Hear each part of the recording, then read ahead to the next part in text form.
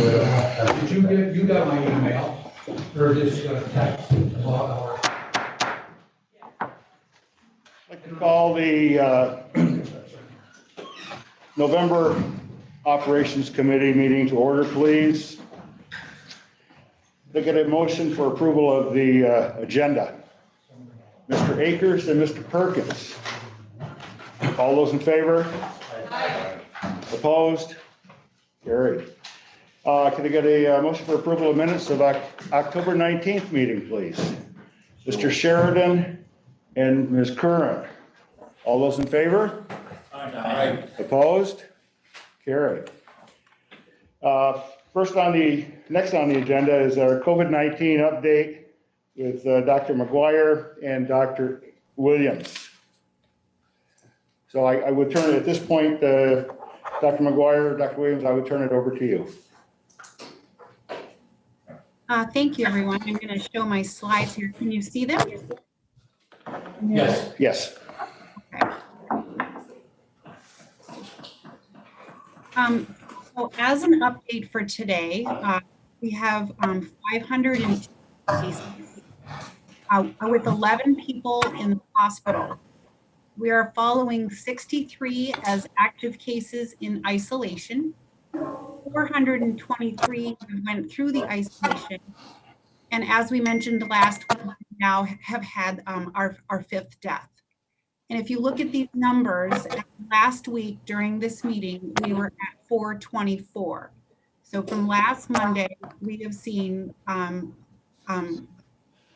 78 new cases. You can see that we're almost doubled with those that we are monitoring actively. And the hospitalizations have increased as well. When we look at the cases that we see on a weekly basis, this shows here again that we are continuing to rise. This week, by the weeks we go for monitoring, which is Wednesday to Tuesday, we have seen, and so we're just at, we still have one more day in that week. We have seen 68 cases. When you look at the daily average of cases, we're now up just close to 10 cases per day that we see. And I put that red line there that really shows that like even in September, we had a high day and that was more around 3 cases. And when you look at this rise here in the fall, as compared to what we saw in the spring, we are on a trend that's much higher than when we saw just when the response just first started. If you compare the cases that you see the first 7 days of the month with October being last month, you can see that we've had mainly 1 case per day. We had 1 day where there was no cases. And so for that first week of October, there was just 6 cases. Now for the first week of the month of this month, we are at 60 cases. So this really just points out the rise that we're seeing. For the whole month of October, we saw just 84 cases. Now, so far this month, we're at 93, and that's so far. We're at the 9th day of this month. Here is what we have for the isolation and quarantine process. So we currently have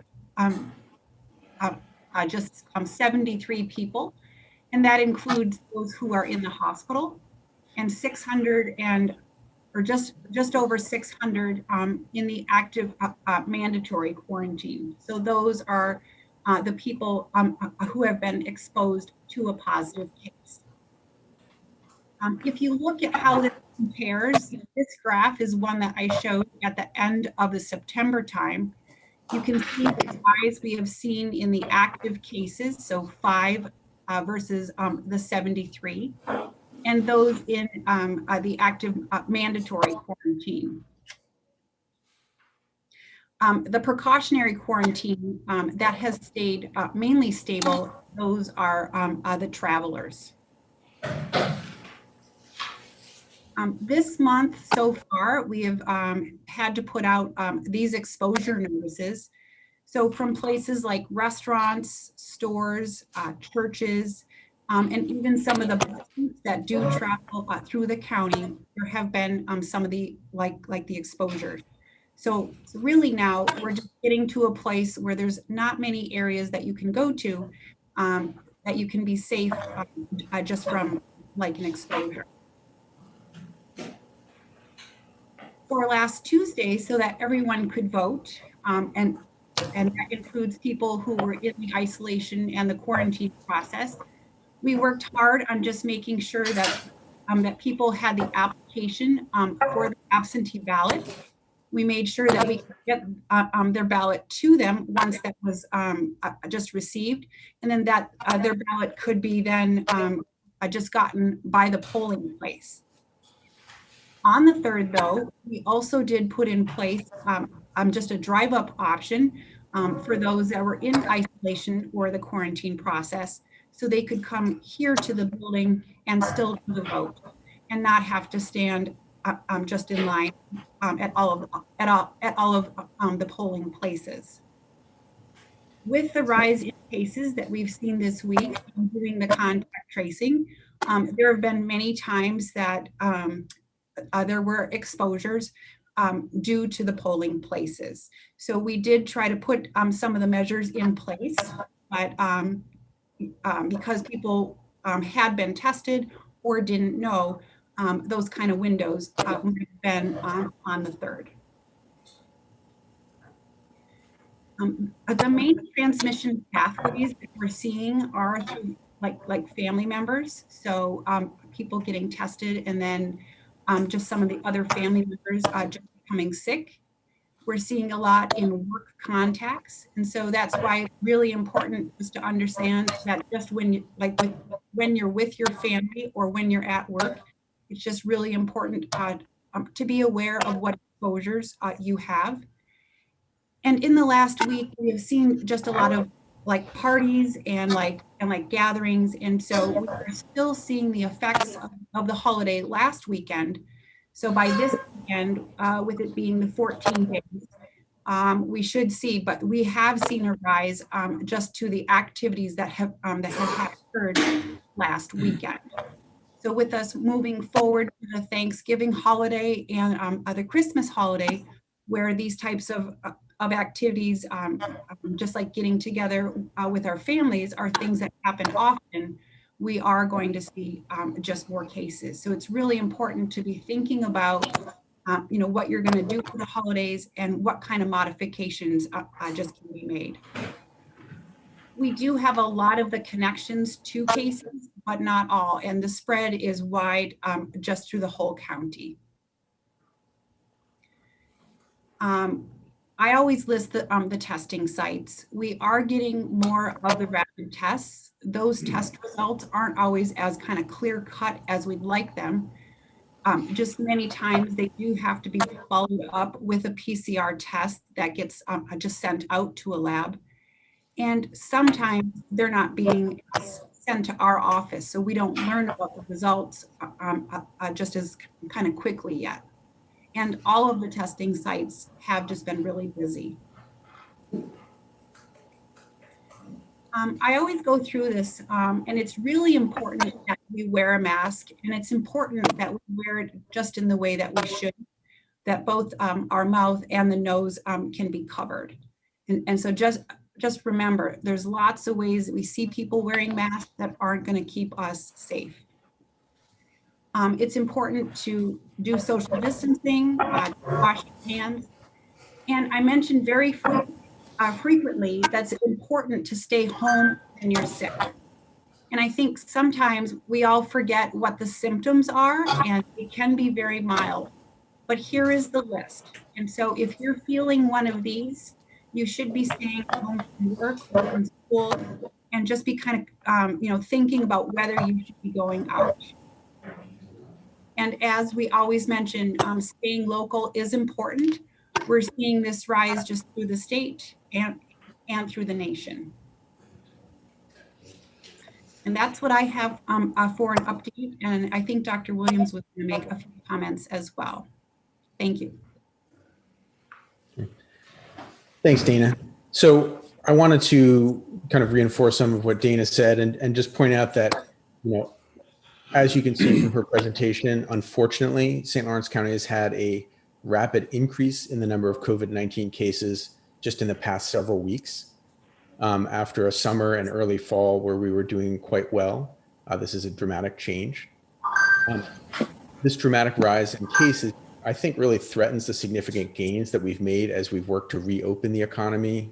We've opened the schools, and we've had kind of reached a new normal. I also point out that, as we know, many people in our community have made significant sacrifices since the start of the pandemic to ensure the health and safety of our citizens. So I really feel like we need to take this opportunity to reset and to regain the ground that we've lost in the last few weeks. And to reiterate what Dana said and what we've been saying at these meetings, that really the best way for us to do this is for the community to fully embrace the 5 pillars of prevention: wearing the mask, washing hands, physical distancing, staying home when sick, and staying local. And I think if we do this, our community can control the spread of the virus. We can keep our economy going, we can keep our schools in session, and we can keep our community and religious organizations thriving, which I think are shared goals throughout the community. But this is our opportunity to reset, going into a tough time with the winter and people needing to be indoors. We have winter holidays coming up where I know we all want to get together with our families, but we need to do this in a safe way. If we don't take this opportunity to reset now, it's going to be a really tough winter that none of us want to face. So those are my comments for tonight. Thank you, Dr. Williams. Legislator Heidi. Both Dr. McGuire and Dr. Williams, I hung on every word for the last how many months I've been here. And I trust your professionalism and your expertise. This weekend and this week, I've had a much closer experience with COVID than I've had sitting on this Zoom meeting. I'm going to tell you anecdotally my experience, and then maybe you can tell me if this is the case generally, what the problem might be. Is it just my bad luck? It's hard to get a COVID test, okay? The Potsdam location closes at 3 o'clock. They're not open on the weekends. I know positive cases that have never heard from any contact tracing people ever. And so consequently, that turned into 4 cases very close to my family. My general practitioner has the wrong number to call. So I, of course, went on the website and got the right number. So I feel like between the medical community, I don't know anything about the other testing sites other than the one up here, 49 Lawrence Avenue, which is in Legislator Haggard, or Fiacco, excuse me, district. But as a personal experience, my hair's on fire. I don't know whether that's an outlier or what is going on, but I have access to good insurance. I have access to all the things that make my life privileged. Many of us don't. I don't understand. I was told, well, we can run it through your insurance and you can have the test in 2 days, or we can run a free test and you'll have to wait 4 or 5 days. And if you're not positive, we're not even going to call you. Well, one of the people one of the people I do know who was positive never got a call. He went into the patient portal on St. Lawrence Health System and found out for himself. So please explain to me, tell me that this is an outlier experience, or what are the problems? What are the problems that people can't get tested? There's no contact tracing for these people. And there's a lack of communication all the way around. Thank you. So I'll go ahead and answer sort of the questions about testing as best I can, and then I'll turn it over to Dana in terms of the contact tracing. So I wish I could honestly tell you that this is the only time I've heard that people have had difficulty getting testing. What I will tell you is that despite Herculean efforts on the part of the medical community and both Claxton, Hepburn, and St. Lawrence Health System, as well as some of our private partners, I think everybody's worked very hard to make testing as available as possible, to have the most accurate tests, and to have a clear system of communication. However, what you just described does happen. I imagine every legislator on this call has heard a similar story. I do think the majority of people are able to get a test and are able to get results in a reasonable period of time, but there are definitely situations where that doesn't happen. As far as the weekend, St. Lawrence Health System does have testing on the weekend at the Lawrence Ave site. It's sort of managed by the urgent care staff. So I'm not sure about what happened with the communication there, but there is testing available on the weekend. I will also point out, and I do not mean this as an excuse, but maybe just an explanation, that sometime in late October, I think we were doing well as a community with the virus. I think the hospital systems were kind of getting the swing of things. We got more resources from the state. And then the malware that infected the St. Lawrence Health System really kind of added a kind of chaos that was not expected. And I think systems that were up and running reasonably smoothly were derailed. And I don't know how much your experience is a reflection of that. Again, it's not an excuse, it's just an explanation since that's what you're asking for. What I can tell you is that everyone in the medical community recognizes that testing is a key part of our response, and will continue to work to make the process as smooth as possible, as affordable as possible, to make sure the communication is there. And I guess I would just apologize for the the bad experience that you had, but also thank you for bringing it up, because as with any other situation, the only way we get better is when we understand where we're not doing well. And so we certainly take your comments to heart, and we'll continue to work to improve. And I would put that out there to all the legislators. I think many people do contact me about testing. If there are obstacles that people run into, we don't want those obstacles to be there. Sometimes we don't realize they're there. So please, continue to explain the experiences that you've had. If they're good experiences, that's lovely. If they're bad experience, that's helpful. So Dana, I don't know if you want to talk about that. Legislator O'Quinn. Thank you. Could either the doctors or possibly even Ruth maybe touch upon what the state of emergency for our county, what the citizens might expect to change in their everyday lives?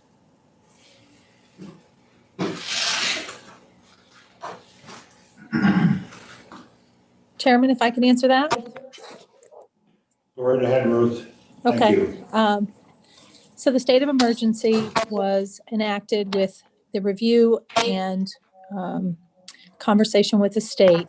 And what it does at this point in time is renews the efforts we put into place to bring front and center the importance of social distancing and mask compliance.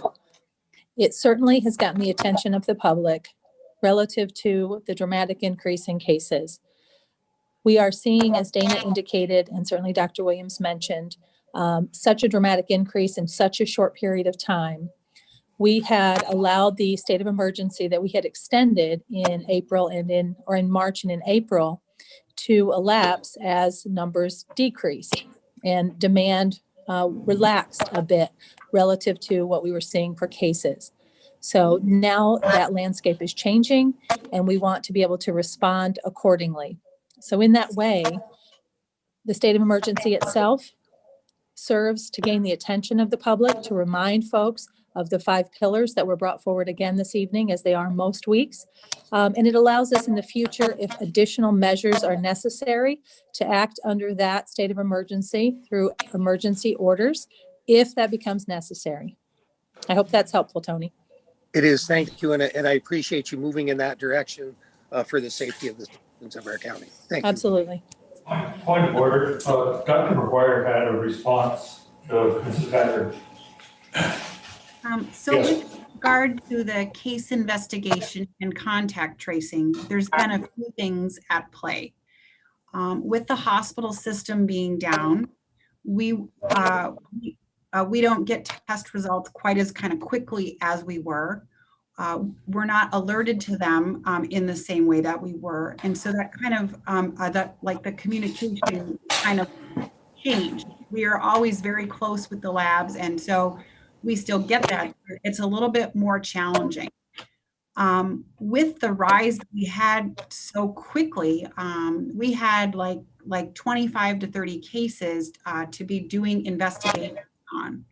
And so while we get to the cases, it does take us longer. It might not be on day 1, it might be day 2. We do try to make contact with each one of the cases when we're not going to be able to do the full investigation, to let them know that we know of their results. We're going to be contacting them. We do provide them a form to just list out their contacts. So when we do call them back, they're kind of aware of what their time span was, who they're going to mention, what that contact information will be.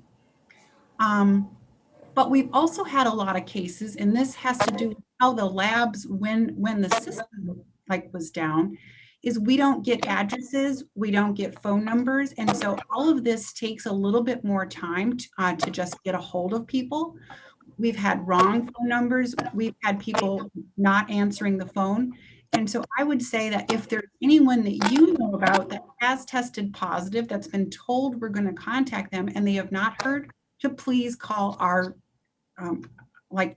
our office, because we always make contact, but there are things that are now going on because of this rise. With regard to contact tracing, you can see that the rise for people who are in the mandatory quarantine has skyrocketed. So we're now over 600 people. And so each case we're seeing now has more and more contacts.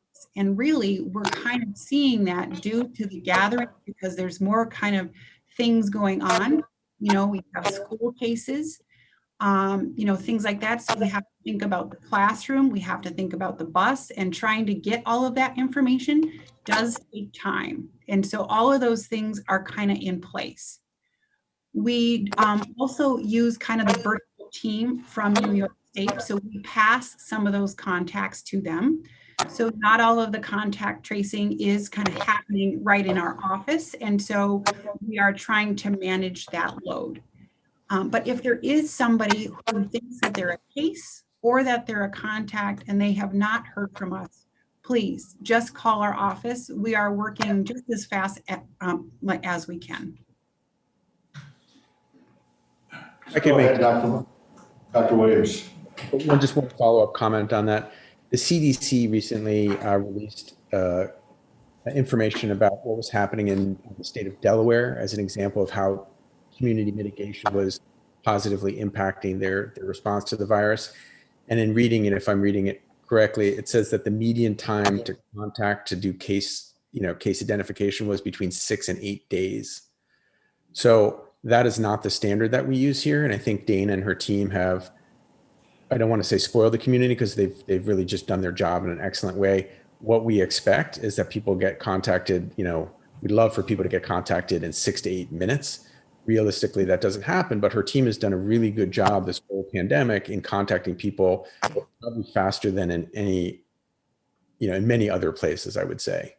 And as she said, just with this overwhelming number of cases, I think things got slowed down. And then with a malware happening at the same time, we were just in a really awful position. And I can just see with the increase that we're having, it's going to slow down. I mean, we just have, and we have more and more people that are kind of joining our staff, but it's just, there's just so much to it. And there's a coordination piece in trying to get the information in a timely fashion too, takes time. So that kind of adds to that as well. My question had no lack of confidence in either of you. Okay. It was a personal experience that, I'm sorry, Mr. Chairman, I didn't ask you if I could speak, but I just want to point that out again. I'm bringing it to the board and to you too in particular because it was a personal experience I hope nobody else is having. Has no reflection on how hard your staff works. That's all. I would like to add that with this increase, we're not able to do the work like we were doing it. So this is the first time that we go home at night and there's some things that we need to catch up on the next day. Like we can't do it all in one day. And one of the major things that we're seeing is that people are not really giving us the full story. So we hear through some of the other contacts or from a school or from somebody that something happened, and then we get more contacts. And it's not our office to judge any of the activities. We are here to try to contain it. And if we don't know that information, we can't do that. And that happens, quite frequently. Mr. Burke. Dana or Dr. Wams, given the current trends in the data that you reported, what are your projections? And the second part of that question, what is our level of preparedness based on those projections, and what resources are needed?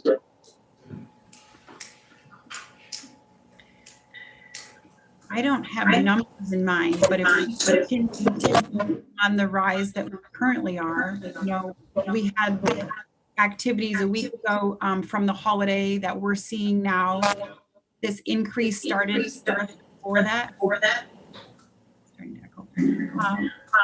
As we go into Thanksgiving and into Christmas, this is going to be worse.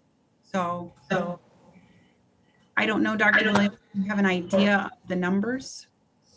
Yeah, I mean, so I guess one of my bad characteristics is I'm a perpetual optimist. I really truly feel that if people in the next week to come can embrace the 5 pillars of prevention, take this seriously, stop the mixed messaging, et cetera, I actually think as a community, we've proven that we can control the spread of this virus. So I don't think it's, there's nothing inevitable about things getting worse. I think if we do nothing, clearly things will get worse and probably a lot worse. But I think if people take this seriously and re-engage, there's room for optimism. It's not going to go away, but it may be manageable. And again, I think the goal should be to make it manageable enough that we can keep doing what everyone wants to do, which is have an economy that functions, be able to see our relatives and things like that. As far as resources or readiness, I can speak for the hospitals that, as I think I mentioned before, we have not sent any of our troops home. We anticipated this, and so both St. Lawrence Health System and Claxton, I think, have a lot of resources on hand to meet the need. Now, same conversation as in the spring. Though we are more prepared than we were in March, there are limitations. And if things get very much out of control, there's not limitless ICU beds, then there certainly aren't limitless, doctors, nurses, nurse practitioners, PAs to person those beds. So I can tell you that we're already re-expanding our COVID unit at St. Lawrence Health System in response to the surge of cases. We still have capacity, but if people don't make these important changes, at some point we're at risk. Go ahead, Mr. Burke. In some of your previous discussions, Dr. Williams, I think you talked about the possibility of exponential growth, and that and I think you may have mentioned that one person can conceivably infect, I can't remember how many you said, but I guess I'm wondering, with what is currently happening, what is a realistic projection? And I realize what you said about the preventive measures that we can all take, but it kind of sounds like the cat's out of the bag here. And I guess I'm just wondering, trying to ascertain our best estimate and our level of from the county perspective. Do we have all the resources we need? And if not, how can we get them? So I don't think I'd be comfortable giving a numerical estimate of where cases will go. But as you brought up, what you see with this virus, as with other viruses, is they can sort of have this exponential phase of spread. And looking at the numbers, if you were a mathematician, you would notice that there's kind of a snowball for us non-mathematicians. Once the virus picks up momentum, it tends to spread rapidly. People talk about the R value, which is the reproductive value for initially we thought that every person who's infected, about 3.5 other people become infected. That number's reported at all kinds of different levels, but that's a rough estimate. And I would say the cat is not entirely out of the bag. I'd say we still have its tail, and I'm a cat person, so I say that in kindness to cats. I really do honestly believe we still have the opportunity to turn this around. I think the next week or two we'll know whether we're doing that or not. Thank you. Mr. Sheridan. Mr. Chairman, I'd like to direct these questions to both Dr. McGuire and Dr. Williams. There's been an uptick recently in the news the last day or so on reports that the Pfizer vaccine results are clearly a step forward. There's one headline. The other headline is Pfizer says its coronavirus vaccine is 90% effective. And I was just trying to see if I could get an idea of, from what you are hearing on your level with dealing with health officials, do you have any idea or sense of when this vaccine may start to be able to be available for the public based on all the news from Pfizer recently in the last couple of days?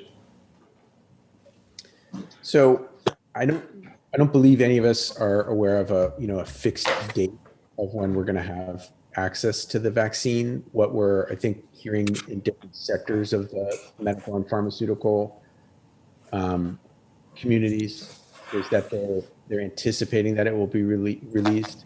They're anticipating some logistical issues. I think I mentioned the need for refrigeration at a very low temperature. As far as the information that was made public today, I think all of us are very excited to hear about it. It's basically Pfizer has their vaccine, which is in phase 3 trials. They released what they're calling their second interim report, which demonstrated that of the 96 people who became infected in their study with COVID-19, 90% of them were not vaccinated. Only 10% of people who were vaccinated were positive. And I should also point out that the report that they released was a press release. It wasn't a scientific paper yet, just because that's the nature of how quickly this is moving. So I think a lot of us in the medical community would like to see the actual research that they're publishing. But again, it's very exciting. It seems like it's effective. They're not having any new reports of safety concern, but it is what's considered preliminary data, and there's no, release date that's really clear. But we're all, excited and anticipating getting the vaccine at some point in the community. And from the Department of Health side of things, we are starting to prepare to receive vaccines. So we don't know yet they haven't said which vaccine. So this is new information since our last meeting. But we are starting to get ready for what we would need to accept that vaccine and start to plan for a pod, which is how we would do that distribution to the community. Could I have a follow-up question, Mr. Chairman? Go ahead. Dr. Williams, you mentioned phase 3.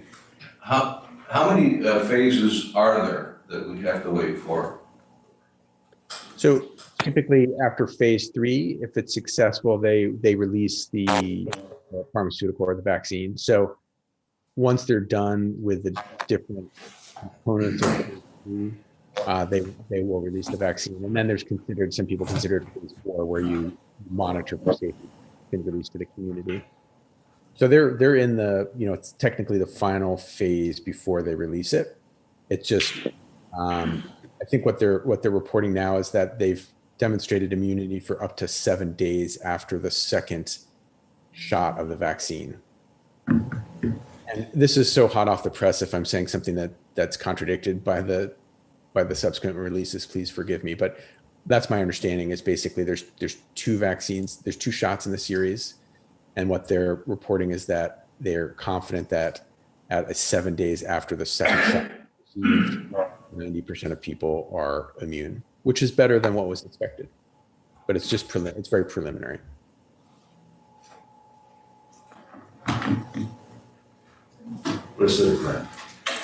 So, thank you, Chairman. So is this the messenger RNA vaccine that they had talked about? Is that the formulation? It is. It's a messenger RNA vaccine, as is one of the other ones that's likely to come to market. Okay. And I guess my second question is, I know we have a lot of people that are very concerned about this emergency order, and some of them came here tonight. I don't know that you can see them from your vantage point, but I think what they're worried about is how this is going to change school openings, kids going to class. Is this going to, do you foresee a shutdown? These are, I think, the things people are looking to have answers to.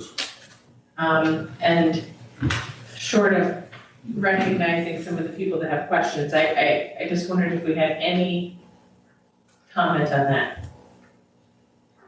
So at this time, I don't believe that it's going to change the schools. We're going to keep in contact with the districts so that we're all on the same page with where just the pieces. One of the things that we provide to the schools is just how many people, whether they're a case or someone who is in quarantine, if they're a student or a staff member, because that's the thing we have to watch. If we get too many people who can't function just to do the job, that's where the problem becomes. And I don't want to speak for Ruth or the county leadership, but to me, this is an effort to, like I said, to continue all the things that we've gained, all the amazing progress we've made in terms of the economy and in terms of opening the schools.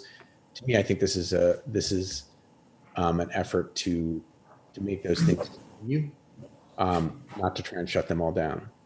But I'll also say, if we are unable to turn things around, then I imagine there's going to have to be other measures taken. But this is our opportunity to reset things in order to keep the economy going, in order to keep all these things happening, but happening in a safe way with the 5 pillars of prevention at the forefront.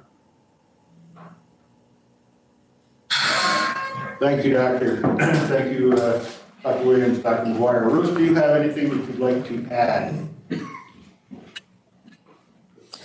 I would just certainly reiterate what was spoken with regard to the state of emergency.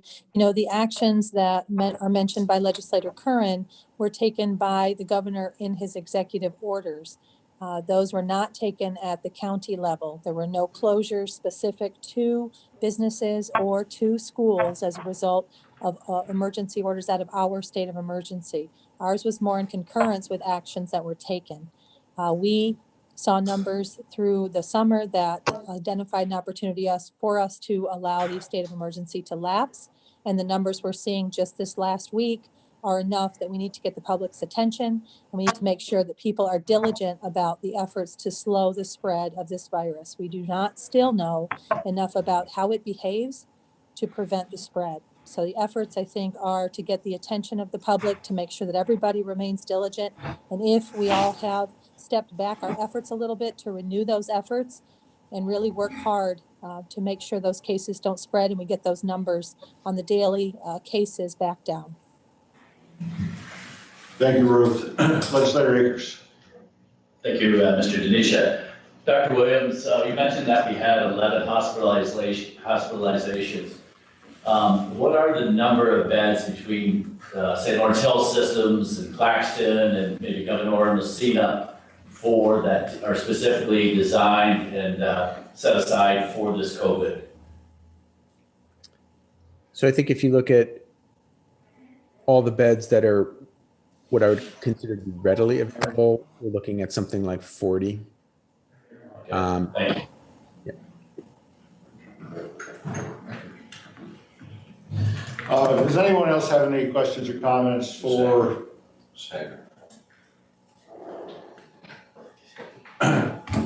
Legislator Hager?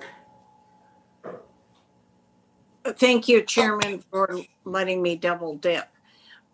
This question would be, I think, for Mrs. Doyle primarily.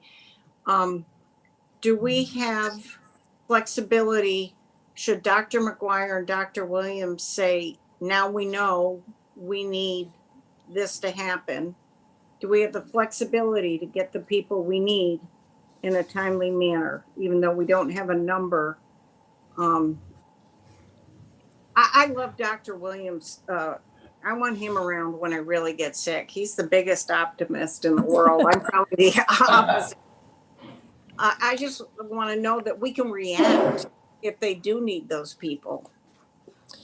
Absolutely. And I think certainly that's a concern. Just looking at the numbers and the efforts that public health is trying to make on a daily basis. We still have some other department staff helping out on the contact tracing front.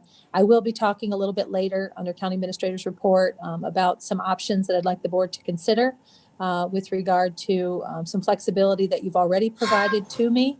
I'd like to look at an option to expand upon that a little bit because I think we do need some more flexibility, and we do need a little bit higher level of expertise with the volume that we're seeing now. Thank you very much. Is there anyone who has not had an opportunity to speak or ask a question and would like to do so? Okay, I guess I will take this opportunity then. Dr. Williams, Dr. McGuire, I received a phone call this morning from one of my constituents regarding the protocol for reporting results back to folks that have been tested. And again, this is anecdotal evidence, but apparently this particular person was told that if you haven't heard anything back from us within a couple of days, assume that it's negative. I cannot believe that that's anyone would say that, but I guess I need your take on it. So I'll make a comment on Dana may want to make a comment. But I feel very strongly, and I always have professionally practicing medicine. I always tell my patients, you know, there's the expression, no news is, and then of course everyone says good news. And I always correct them and I say, the way I practice medicine and the way I expect our hospitals to practice is that no news is no news. And people should expect to hear a result. Hopefully it's a result that's negative. If it's positive, they need to hear that too. So the standard throughout the medical community is that people should be hearing about their test results, including a negative.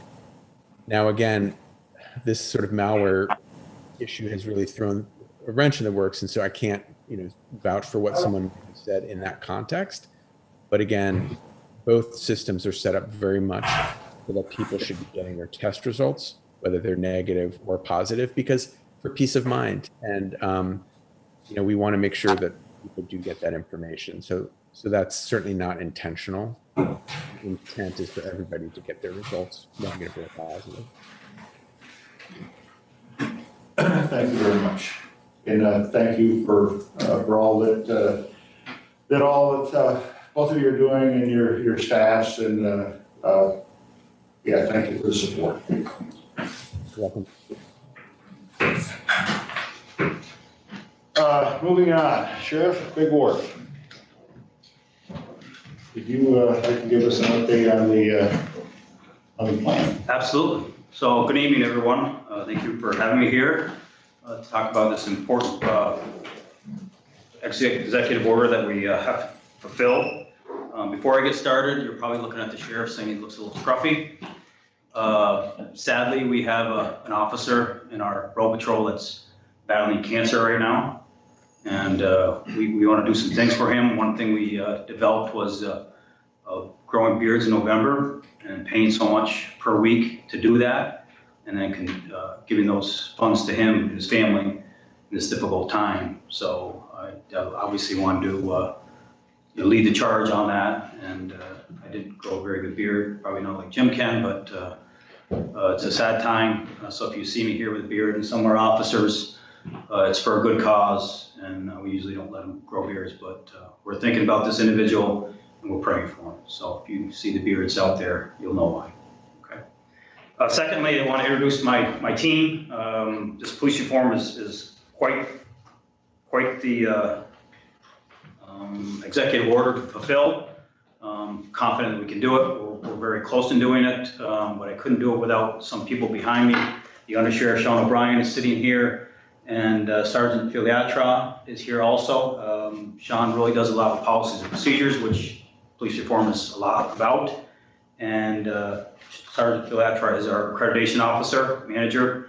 And again, that part is a big part of police reform. So at the end, if you have any questions for them, or if I have to ask them to clarify certain things, I invite them along. So other than that, we're ready to start. Go ahead, Dylan. Next slide, please. So, Chairman Lightfoot and Legislator Perkins have seen some of these slides. I've added some different ones, and we'll talk about our stakeholders group. So I apologize to them because some of this is going to be repeated, but for the full board and anybody that's out there Zooming or on YouTube, this is kind of what we're going to talk about, our police reform, what we've done, what we've accomplished, and what we need to do. And I'm going to just briefly go over the 4 steps like I did in the past when I came in, just to briefly go through what it takes to pass this reform. But I did see this quote when I was doing some research on this. And anybody that knows in law enforcement, Sir Robert Peel is kind of the father of law enforcement back in the early 1800s. He started developing law enforcement and agencies, and he had 10 principles that he developed. He was the first one. And this was number 2. And I read this and I said, wow, this is pretty apropos for this police reform. You know, if you can't read it, I'll read it for you. The ability of the police to perform their duties is dependent upon public approval of police existence, actions, behaviors, and the ability of the police to secure and maintain public respect. And that gentleman said that in 1829. Now that statement to me doesn't hold any more, it holds more truth now than probably then. But he was way ahead of the curve on what it really takes for people in the public to respect law enforcement. So I think Executive Order 203 from the state is really summed up by this quote, and I thought it was a pretty good quote. And this came back in 1829. It still holds true today. Next, Dylan. So I'm not going to go through every side of your work because we'll be here until midnight, and my fiance will probably not be home later on tonight because she won't want to be that late. So I'm going to try to go through these quickly as possible, but it is important to know certain things. All this is the police executive reform order from the governor. And the more important thing on the bottom is the most important part of this slide is that we can improve. We can always improve. Police agencies, whatever business you're in, whatever you run, it doesn't hurt to review your policies, your procedures, to better yourselves. And that's really what this executive order, it doesn't have to be a negative thing, it can be a positive thing. It's made us really look through a lot of our things, change a few things, find out that a lot of things that are in this order we've already been doing. So it doesn't have to be negative, it can be positive. Next. And I'm not going to go too far into this because when I came July 13th, I gave you the steps that it would take, so I'm just going to briefly go over these. Step number 1, the county must perform a comprehensive review of the Sheriff's Office employment strategies, policies, procedures, and practices. And we talked about this on July 13th. Next. The second step, the Chief Executive Officer, who is Mr. Lightfoot, the Chairman of the Board, is tasked to call together the Sheriff and the stakeholders in the community, develop a plan for any needed improvements to current employment strategies, policies, procedures, and practices. And I can tell you we have a stakeholders group, and I'll tell you who's on this group in a few more slides. It kind of was a broad brush type thing across community and businesses and schooling and some other areas. We already had 2 meetings and they were lengthy, and I did go over both on my time frame. So I thank those people that really put a lot of time into this. We had a meeting October 13th and on October 21st, and they both were very productive meetings. Next.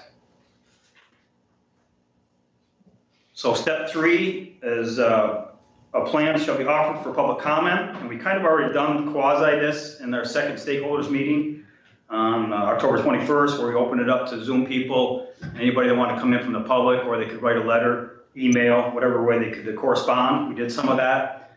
But what we're going to do is do a public hearing December 21st. I've already talked to Chairman Lightfoot. We kind of set this up where we have a public hearing on the 21st and let the public speak on this. And then obviously we have to have this adopted by the April 1st, and we're in pretty good shape right now. Next. So step 4 is pretty simple. After the resolution is passed by this board, it's sent to the director of budget, and they review it, and then it's adopted by them. So a 4-step process. We're really in step 2 right now. Step 3 would be the public hearing and the resolution in front of you, and then step 4 is pretty simple, just to get it down to the folks in Albany. Next. So when we went for planning on this, there's 3 components, and I read the 120-page executive order from Governor Cuomo and the legislators from down there, and they focused on 3 areas: education, training, and supervision. And then they had some bullet points that through the reading that I developed. They really focused on your use of force policies, bias awareness training, de-escalation training and practices, your policies and procedures, and then they really are pushing accreditation, and we'll talk about all 5 of these bullet points. Next. So the Sheriff's Department has a mission statement, and I'll read it to you because it's pretty important. It's longer than this, but this is kind of the paragraph that sums it up. The St. Lawrence County Sheriff's Office serves the law enforcement needs of all the citizens of the county and strive to do so in a professional manner, respecting the rights of all our citizens without regard to race, color, nationality, creed, gender, or sexual orientation. Our policies and procedures are developed and carried out with that goal in mind, and our 33 deputy sheriffs are selected, trained, supervised to complete this mission statement. And we wholeheartedly support that mission statement. Next. Just a review, part of the police reform is your deployment of your office. That's part of what you have to explain. I could be here until next year explaining everything we do at the Sheriff's Office. So I've kind of put it down to 4 slides here on how we operate. We have a very big county in this state. It's the biggest one in this state, and it's the 5th largest this side of Mississippi. Some people think it's the 1st. It's not. It's the 5th. There's 4 bigger ones in Maine, but it's a very big county. So we try to break our deployment into zones, and each officer is assigned a zone. And obviously that's for response times. We strive to assign the deputies to where they live, but we want them to know the whole county, so we kind of spread them out once in a while. Another thing that talked about in police reform is quotas. We do not have quotas. That was a whole page on quotas on police reform. We strive to have contacts. We educate the public. I, as sheriff, have never pushed tickets. I'm not a big ticket guy. I'm more of an educational guy, trying to educate the public, slow people down. Obviously, we want safety first when people are operating vehicles or we're arresting people is our main focus. But we don't have quotas. We're not looking to write so many tickets. It's all about the education. It's all about the safety of the citizens of St. Lawrence County. Next. For those that can see this map that's going to pop up here, hopefully in a second. Dylan, if you want to go to the next one.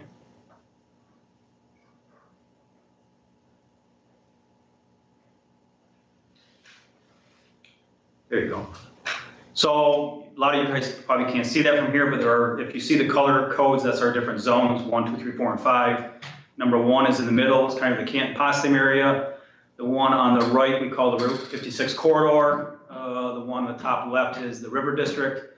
And zone 4 down near Mr. Denisha and the gang down there is zone 4, that we call that the Badlands. And if you ask me why we call it the Badlands, I don't know. I've been doing this job for 34 years.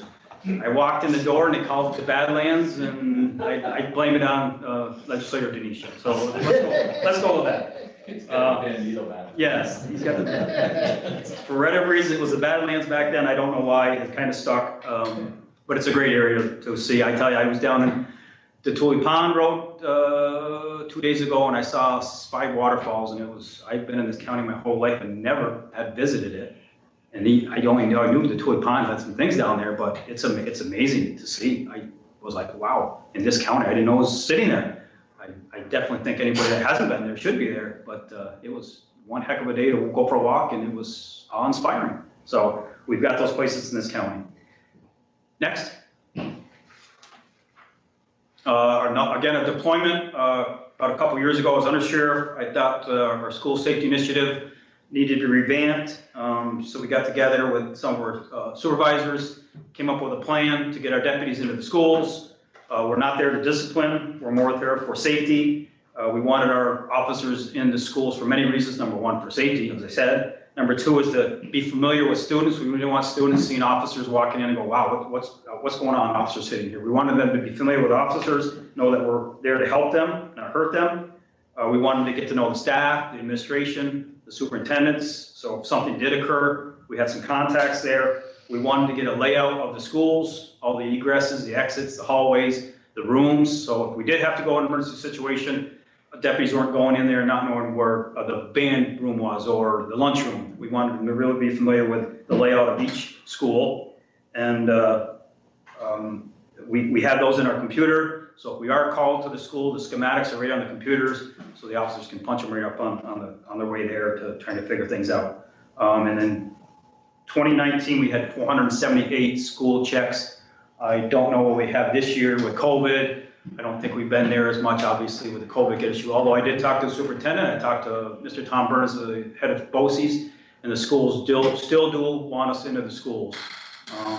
But with COVID, we've kind of scaled back a little bit. But it's pretty important for our deployment of our deputies is to be involved with the school safety initiative.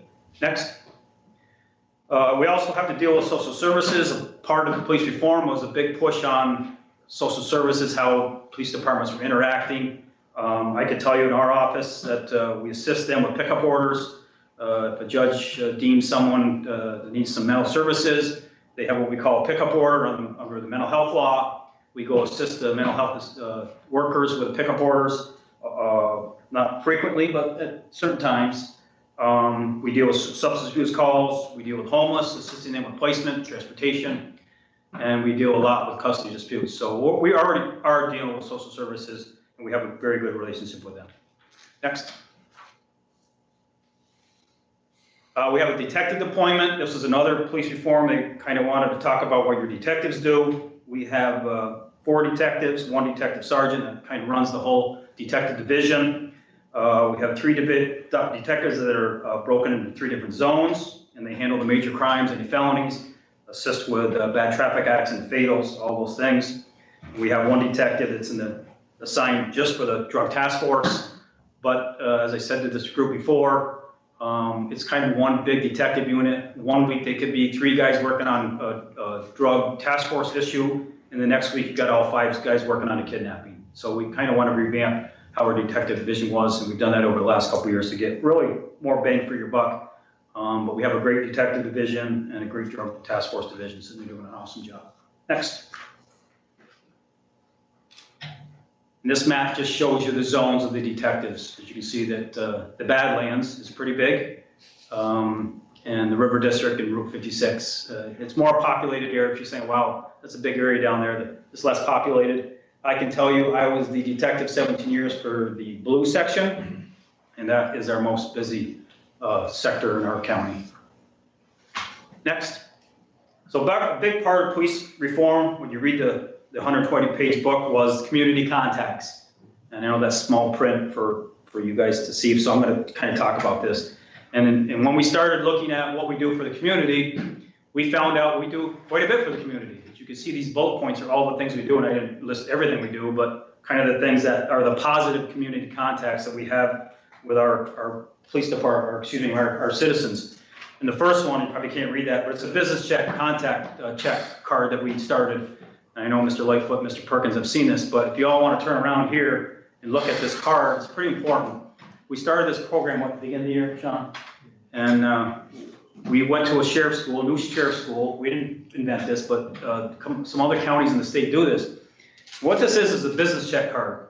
And we check a lot of businesses at night, and probably they don't know we check a lot of businesses at night in camps and some residences. When people go away, they'll ask us to keep an eye on their places. What we have developed is this card for any businesses or residents that want to check. We'll go and check their businesses. And we'll leave this card letting them know that we checked their business.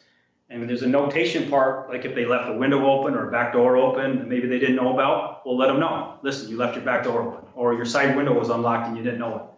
And we've gotten quite a few responses from people calling that, man, this is one heck of a program, that you guys are out there checking buildings and letting us know and helping the communities out. It's pretty successful, and we like it. We think it's well overdue, and we should be doing this. This is something at night or even during the day that we should be doing. So we do this quite a bit. The officers go out and patrol. They got a stack. They check businesses, residences, and it doesn't matter if they find an open window or don't. They put this in their door and saying that we're looking out for you folks. And we've got a lot of good response that the community really likes to see this, and we definitely will continue this. So that's out there. Obviously with meth labs, and we're having issues with that, we all know that. That identification part, we always tell people, don't touch these things. We have officers trained to touch this, to identify it. So we go out in the communities and do that all the time.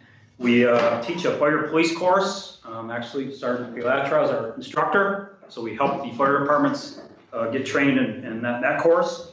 I could be here until midnight talking about inmate programs. I'm not going to go that far. The one big part, I think, is we have some substance abuse programs in there that we're trying to get this inmates involved with, so when they do get out, they don't repeat crimes, but we don't want to see them back. We started this year with your resolution, pistol permit safety classes. Obviously with COVID, we've kind of shut that down. But once we get past this, we'll definitely start it back up. It's pretty important to the public. We got a lot of responses on that. A lot of people that called and want to go through this course. And obviously we want people out there, if they're going to handle handguns, to be safe with them. And it's called a safety course for a reason. We want people to be safe. We do many safety traffic initiatives. A lot of it's grant funded, stop DWI, seatbelt checks, all those things. We're doing those frequently. We have a boat patrol. We're the only boat patrol in the whole county, believe it or not. It's a pretty big county, a lot of waterways.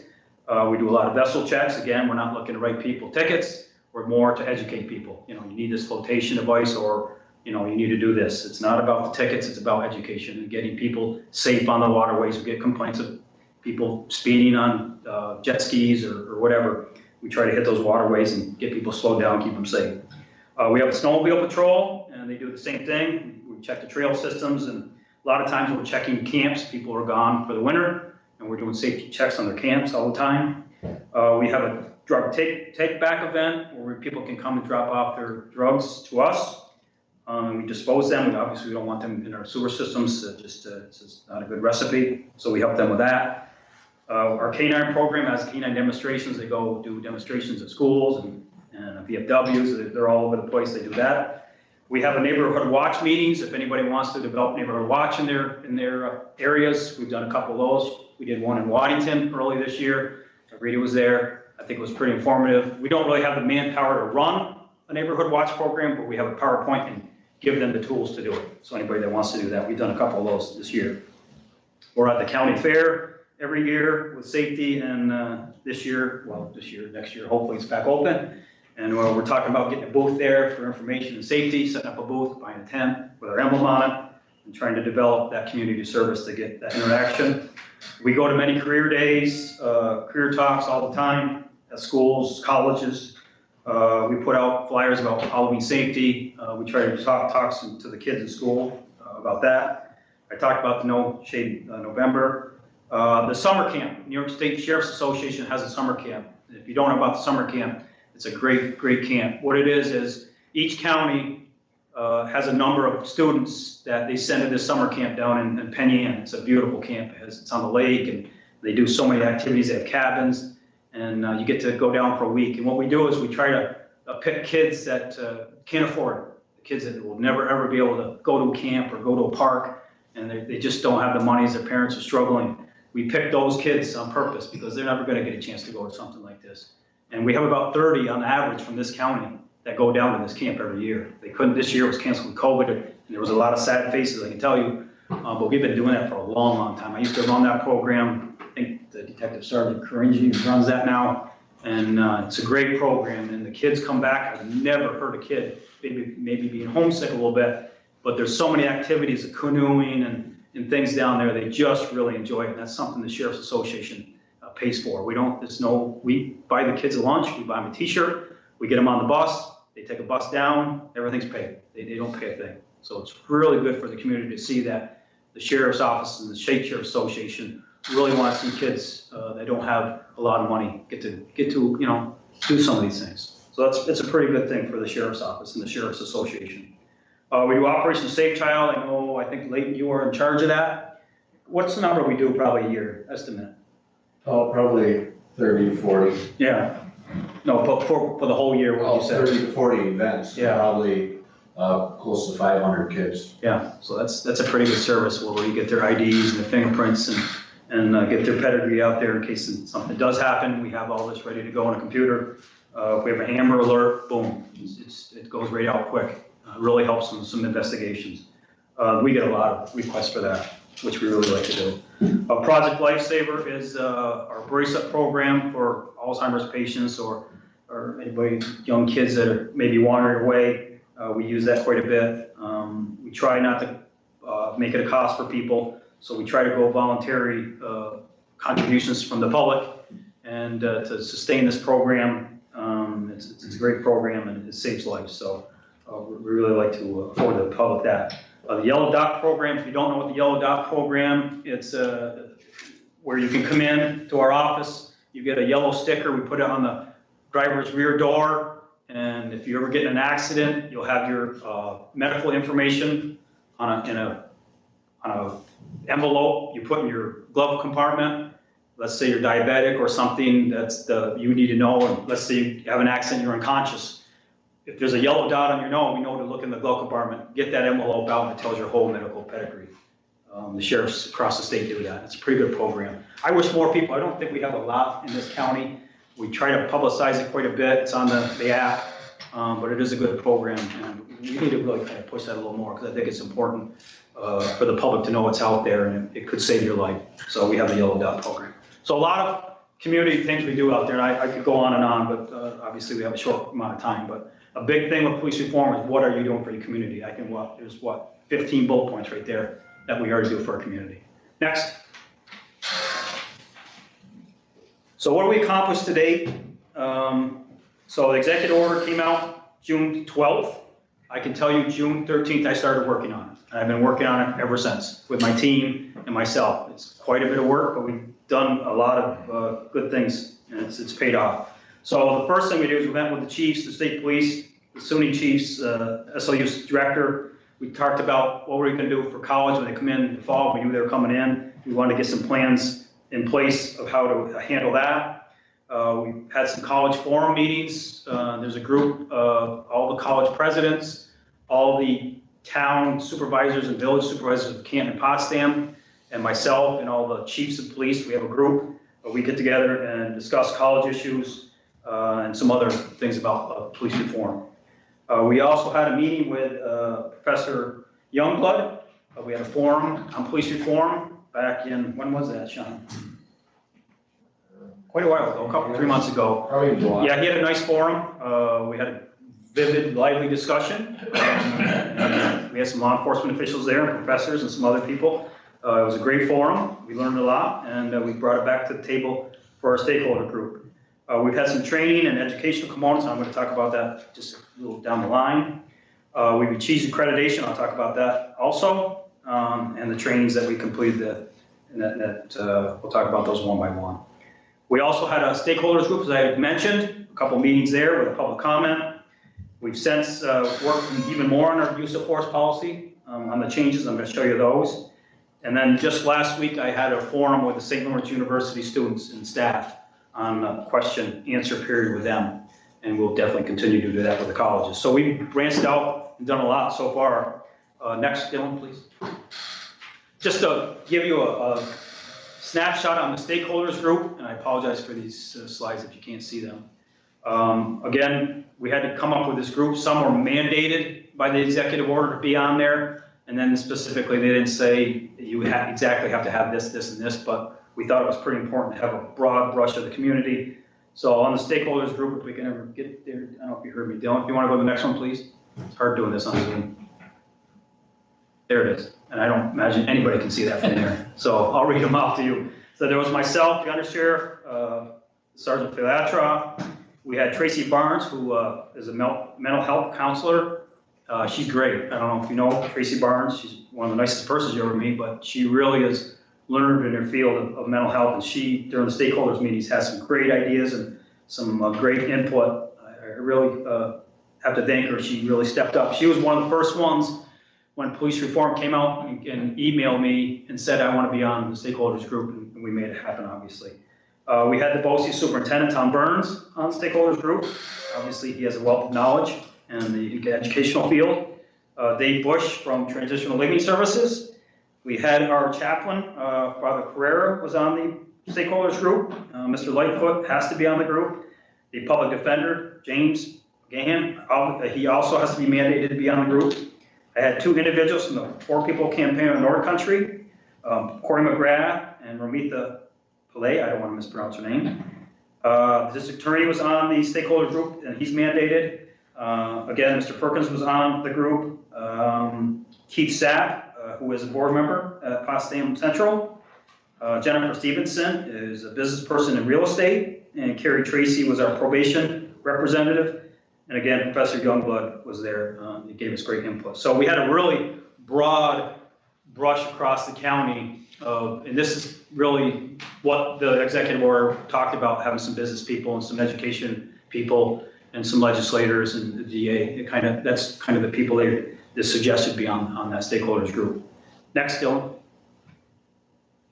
So one of the big things about police reform is accreditation. And the governor's really pushing this, and I know the Sheriff's Association is pushing this, and I push it myself. I'm a big believer in accreditation. 2/3 of the sheriff's office in the state are accredited. It's not an easy task. It is very difficult.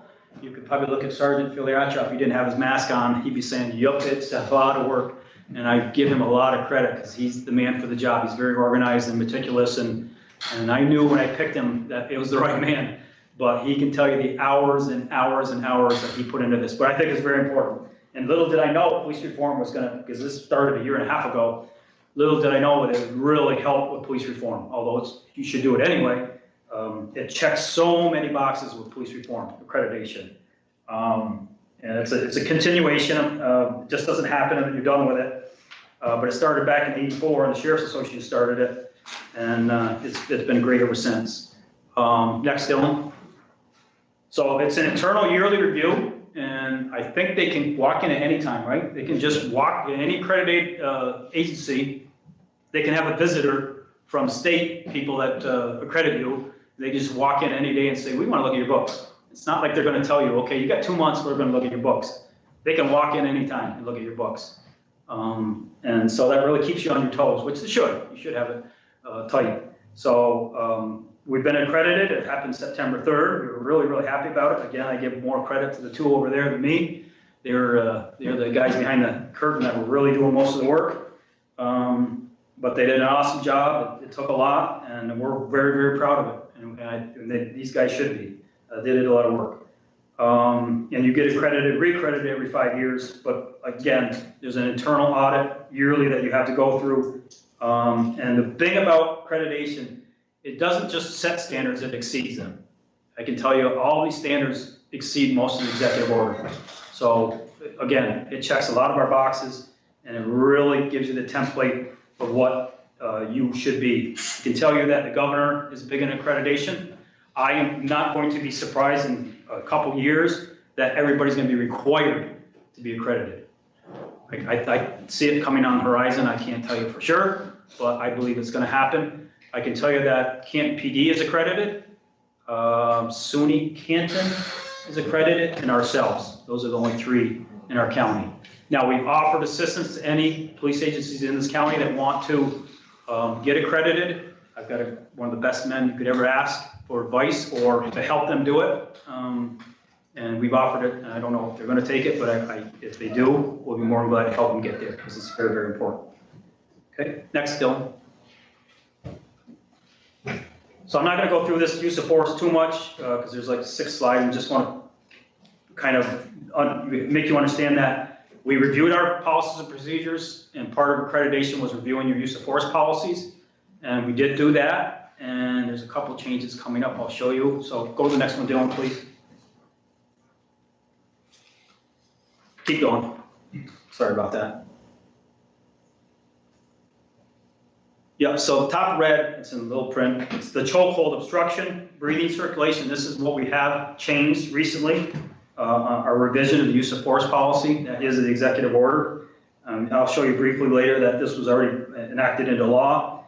But I'll read it to you because it's kind of important. Any application of pressure to the throat, windpipe, neck, or blocking of the mouth or nose of a person in a manner that may hinder breathing, reduce intake of air, or obstruct blood circulation is prohibited unless deadly force is authorized. And that came right from DCJS, am I correct on that? Undersheriff? Right from the DCS. And DCJS, for those that don't know, that is our state agency that really tells you what you need for policies and procedures. So that was their verbiage. This is the one big change that we put in our use of force policy. Next, Dylan. Next one too, till you get to a red one, if you would. So it's gonna be like 6 slides. I'm sorry about that. I should have deleted these. Right there. So,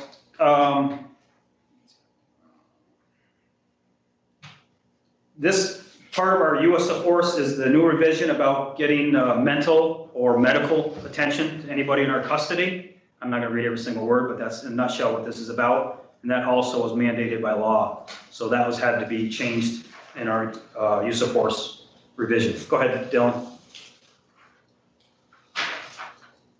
Keep going until you get to procedural justice. If you can hear me. Thank you. So a couple procedural things that were in the executive order that we already are doing. And again, we were doing many of these things already.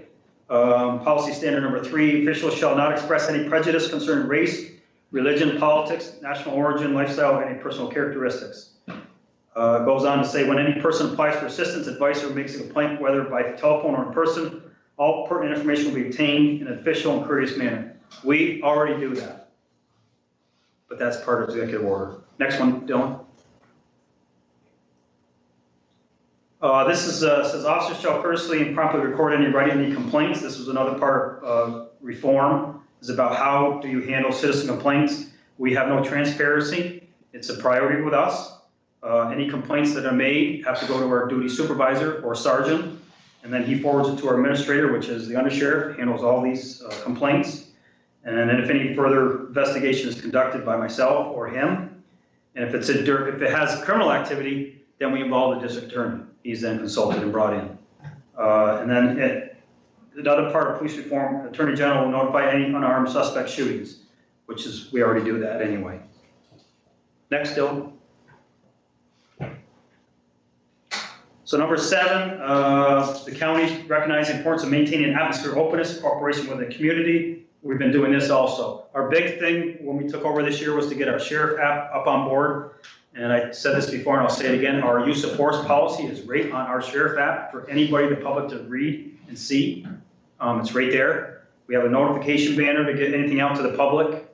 We have a good Facebook page. We have an officer that works on that, does a great job with it. We send a lot of media releases. And I, as sheriff, and the undersheriff will tell you that we have an open door policy. I have people already set up to come in the next couple weeks to talk to me about, I got one individual call me today about the Constitution. He wants to talk about the Constitution. He wants to come in and talk about his group has some concerns about the Constitution and want to talk to the sheriff about it. Okay, come on in. So we're setting a meeting up to do that. I get them all the time. I have an open door policy. I always tell people, I will talk to you. You may not like what I say, but I will talk to you. Next, Dylan. De-escalation is another part of police reform. I'm not going to read all this again, but our stakeholder group talked a lot about this. It was pretty important.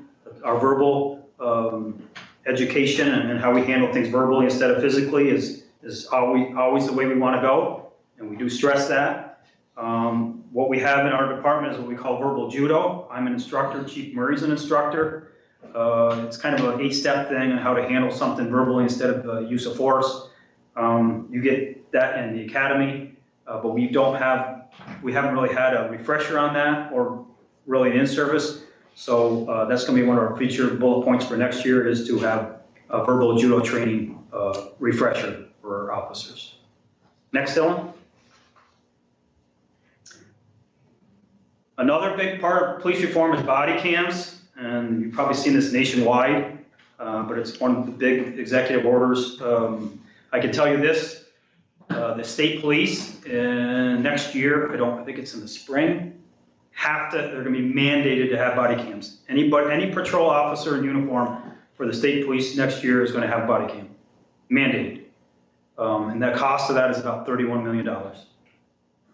So, but that's already been enacted and the governor, it's already been signed. So they will have body cams.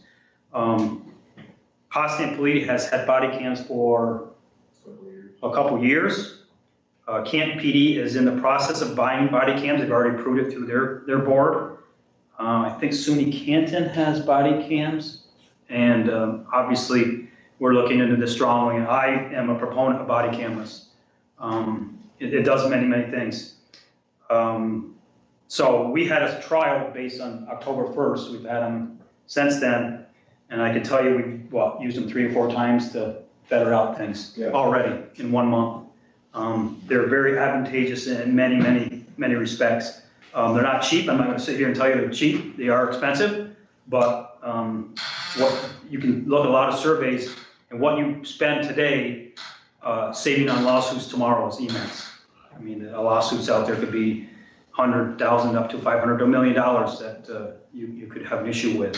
And body cams have proven that it reduces your lawsuits. Not that should be the reason that you go to body cams, but it is part of it. So we did some calculations on a sheriff and my secretary, Cora Bear, who I hadn't mentioned. She's behind the scenes with our police reform too. I want to give her a shout out. She is instrumental in our day-to-day operation, and she's been great on police reform. I couldn't live without her. I call myself a colonel, the guy on MASH that doesn't know much. She's my radar to Colonel Blake all the time. She really keeps me on my toes. She's great. She knows things I need to do before I know if I need to do them. So that's great to have. But anyway, we did a lot of cost analysis, and we're with a vendor for about $60,000, correct? Correct. And that'll man all of our officers. So I'm going to come to you guys in January, talk to the county administrator, and I'm going to bring forth a resolution in January to get this done. We got 4 or 5 right now. We're testing out 4, and they just been great. I'll talk next slide. Go ahead, Dylan. I'll kind of tell you what they do because I've been very generalized in it. Obviously, they show transparency and accountability, and that's what we're all about, especially police reform. It collects a lot of data. We retain that data. There's documentation right there for anything that occurs. It helps confirm the nature of an event and supports account articulated. I can tell you without getting too specific, we had an incident a couple weeks ago. I won't say where or who was involved.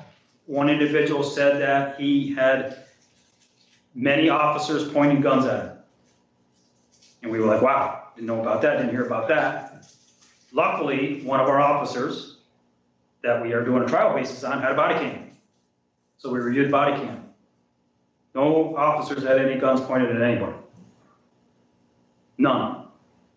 You know, if you say a book is worth 1,000 words, I think a camera's worth 1,000,000. So right there, I was like, wow, and it's been a couple, 3 incidents that have happened that we just go to the camera. So to me, it's worth it. Evidence purposes in a crime, you have it right on camera, example of DWI, you know, the sobriety test, right on camera, those type of things, but other serious ones, obviously. If we have any use of force issues, they're wearing a camera, we can go to the camera. We get a complaint, let's go to the camera. It just really helps in a lot of these issues.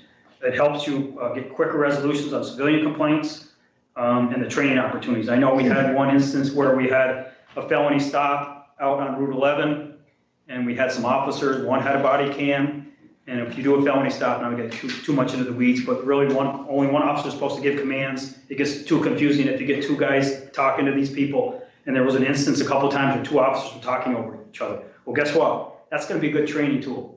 Next time we do in-service, we're gonna show that and say, listen, when you do a felony stop, one guy does the commands, everybody else doesn't. Those are training opportunities we can see on our body cams. So there's 8 bullet points here that are very important that I think body cams are the way to go. Next, Dylan. Part of police reform also is your evaluation of your officers. We've been doing this for a long time. They get a yearly evaluation.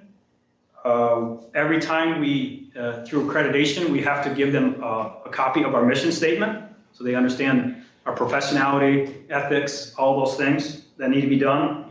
We always give them positive, what they're doing right, but we also say, listen, these are the things you can improve on. And throughout the year, we check on those improvements. We set goals for accreditation. We have to set 3 or 4 goals in the beginning of the year, and we try to strive to meet those goals. So we're always evaluating not only our officers, but our office in a whole and our policies and procedures, always under evaluation. Next, Dylan. When we got to the stakeholders group, and this is where Tracy Barnes and some others really came up with some good ideas about the officer's wellness.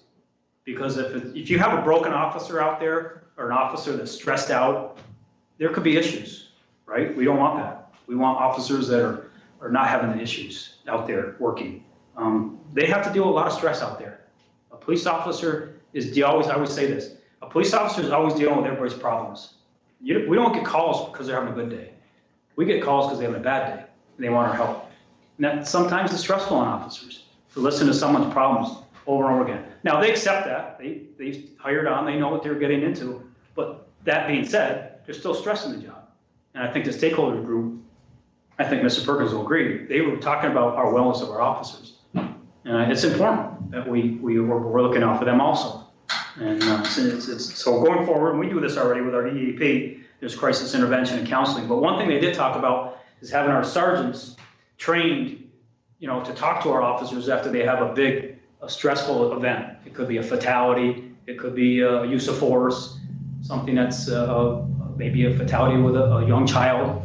That hurts. I've been through those things, and notifying someone they lost a loved one. That's the toughest thing in this job. I've done this 34 years. I'd rather do anything else but do a death notification. Anything. Let me tell you, your heart pounds big time. It's stressful. And we got to recognize that. So I think the stakeholders group really came with a good idea to make sure our sergeants are really, debriefing our officers when they have an event and being trained in that. And that's what we're going to do. We're going to get them trained. It's very important. We started a chaplaincy program this year. We got 2 great, Father Chris and Father Shane are great guys. They love law enforcement. They're just one of those, they're just into law enforcement. And they've come into our groups and done our in-service, and they're going to continue to do that. And they're an avenue for our officers to reach out to. And they do an awesome job. So that's already there, but I've talked to Father Chris, and he's going to do some more training and help us out on being less stressful. And we change. We're cognizant of people have issues, and we change their shifts sometimes to help them out in their family life and things like that. And again, the mental training. Go ahead, Dylan. I'm going to skip through these quickly. These are just laws. I know I've got a long time, but they're just laws that they've already passed. Repeal of 58, you may have heard about it, may haven't. That's a law that's out there that the public now has access to certain records of our officers, and that was passed on June 11th, 2020. And we have already researched that and talked about that with the county attorney and put a plan in place. Next, Dylan. Next is the Misconduct Investigation Office. This is in the planning stages. This is something happening in Albany where they're developing an office of investigation. So I really can't tell you how this is going to look so much as a broad brush of saying they're going to have their own investigative unit. It's still in the planning stages. Next, Dylan. And it's supposed to be enacted by April 1st. So I really can't tell you exactly specifics on that other than they have an investigative office and they're going to have more specific information as it goes. The next one, Dylan, is I already talked about the Anti-Choke Act that passed June 12th. If you remember back our use of force, the red part, this fulfills the Anti-Choke Act, that you have to put in your policies and procedures. And next, on top of that, we've also had training with our defensive tactics and educating on this new Anti-Choke Act. So that's already been done, trained and educated and incorporated in our defensive tactics, which we've already done, right, Sean? Okay. The next one, Dylan, is the Police Statistics Transparency Act. It's kind of a records keeping act. Part of this is for the courts, part of it's for the district attorney's office, and part of it's for us. And that goes into effect December 12th, and we've already started preparing for that. Next, Dylan. Reporting police officers' discharge of weapons. This one we already do for accreditation, and we've been doing it. The second bullet point, I told the stakeholders group that I don't agree with this.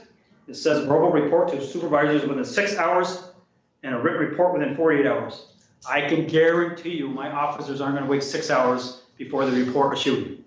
I have no idea why that is there. None. Especially with your radios and communication with cell phones. It's not going to take anybody 6 hours, but that's the way it's written in there. But we will not do that. We will do it as soon as possible. We have been doing that. Next, Dylan. I spoke about the right to medical and mental health. Again, that was already incorporated, and you saw it was in our policy procedures on our use of force policy. Next, Dylan.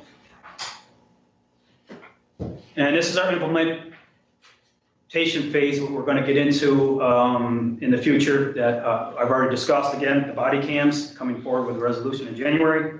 The wellness training we're going to get for our sergeants and Father Chris coming in and helping.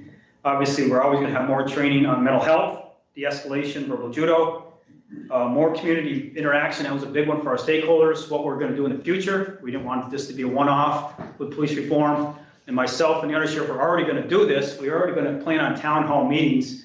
We kind of got that from our new sheriff group too, where some of the sheriffs go around to their counties and they have town hall meetings with certain areas. We're kind of going to break it up into 4 different regions. Maybe one in Edwards, where all the community from Edwards to Star Lake to Governor area, the Badlands again, Mr. Venetia. But kind of have a town hall meeting, not just about, we were going to do this before police reform, any issues that you had in your area that you wanted to talk to the sheriff about, you could. It didn't have to be police reform. It could be something else in the community that you wanted to address me or the undersheriff about. We were already going to do this. We were going to go around and do town halls. I know Mr. Lightfoot wants to join us next year and go with us, any legislators that want to. But once COVID calms down, hopefully sooner than later, we will be doing these town hall meetings. And I'm sure police reform will be on the front burner. We'll keep the conversations and any improvements that we need to make, we'll keep going. But we plan on doing those town hall meetings. So that's our way of keeping police reform on the front burner for the citizens of the county. Policy and procedure review, again, that's accreditation. You have to review your policy and procedures yearly. That's going to continue. And one of the things that came out of the stakeholders meeting was on our website. We didn't really recognize it because it's a daily thing for us. But it was a lot of arrest people and a lot of news releases. And it didn't have enough of the positives that we do. Maybe talking about the Yellow Dot program or the county fair coming up, we'll have a booth. Those type of things we want on our app to get out there because it's not all, negative things. The sheriff's office does a lot of positive things, and I showed you some of them on that slide. And we want to get that out there that it's just not all negative. We're out there to help people, and the bottom line is we're out there to serve the citizens of St. Lawrence County. And we want to know that we're there to help them and to serve them. So that's part of the things that we got out of the stakeholders group. And the stakeholders were great. We got some good ideas and good input. And you can see by this PowerPoint, I'm not bragging, but we've done a lot. We really have. We've checked a lot of the boxes. We went through this police reform, Under Sheriff myself, read page by page. I highlighted things. I was, my due diligence, and I really put forth the effort I think that needed to be taken. It's an important subject, and again, we can approve. It's a positive, not a negative, and going forward, There are 6 police cars down on Newark Avenue for something. Maybe that's the time limit. Done. So with that, the next slide is questions. So I know that's Mr. Nichols, it sounds like to me. It does. It does. So, thank you. Mr. Denisha, any questions I'll be more than glad to ask? Legislator Akers. Sheriff, on your meetings with the stakeholders, what was the biggest differences? Was there any disagreement about was there any contentious issue? No, not really. I think the topics were that our office and the county as a whole has been doing a good job already. Obviously, there's a few things that need to be adjusted. But from what Mr. Lightfoot can talk on this a little more, but I thought there was a good input and some different perspectives from different people. And a couple things I'm like, hey, that's a very good idea. I didn't think of that. And that was why you bring these people in, because I can't think of everything. And I know I'm good, but I'm not that good. And the undersheriff's the same way. We will take input, and we did. And but again, accreditation really helped us immensely. And my work with my people behind me, going page by page, literally page by page of the executive order, which is 120 pages, and highlighting, we do this already. We don't do this. Let's change this. Let's look at our policy here. We really put, since June 13th, a lot of time and effort into this because it is an important topic. It's something that I took very seriously, and I think I should. As the elected law enforcement of the county, I think the sheriff should be the forefront on police reform. And I try to assist the PDs. They have to do their own municipalities and their own meetings and things, but we've worked together as a group, police chiefs and myself, to come up with these reforms. But the brethren I got was that we're already pretty much doing a lot of these things, but there's some improvement we could make, and I think we came to concessions that these were the things that you saw the things going forward, the things we've already done that need to be done to make this successful. Yeah. Thank you. Yeah. Legislator Fay.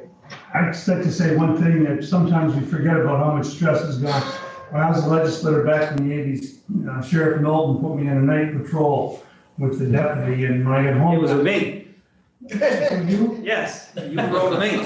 I look much different now. Much better now. I remember there was 3 stressful incidents just in that 8-hour shift, not even talking about the things that happened, but there was 3 of them that were very stressful. And I'm glad that was the thing. I remember you distinctly. Yep. You probably remember how scared I was in a couple. You were white knuckling it, what you want to say. Does anyone else have any questions for the sheriff, Under Sheriff O'Brien or Sergeant Filiat? I have a question for the sheriff. Go ahead, Tony. Thank you, Mr. Chairman. Mine's more of a comment.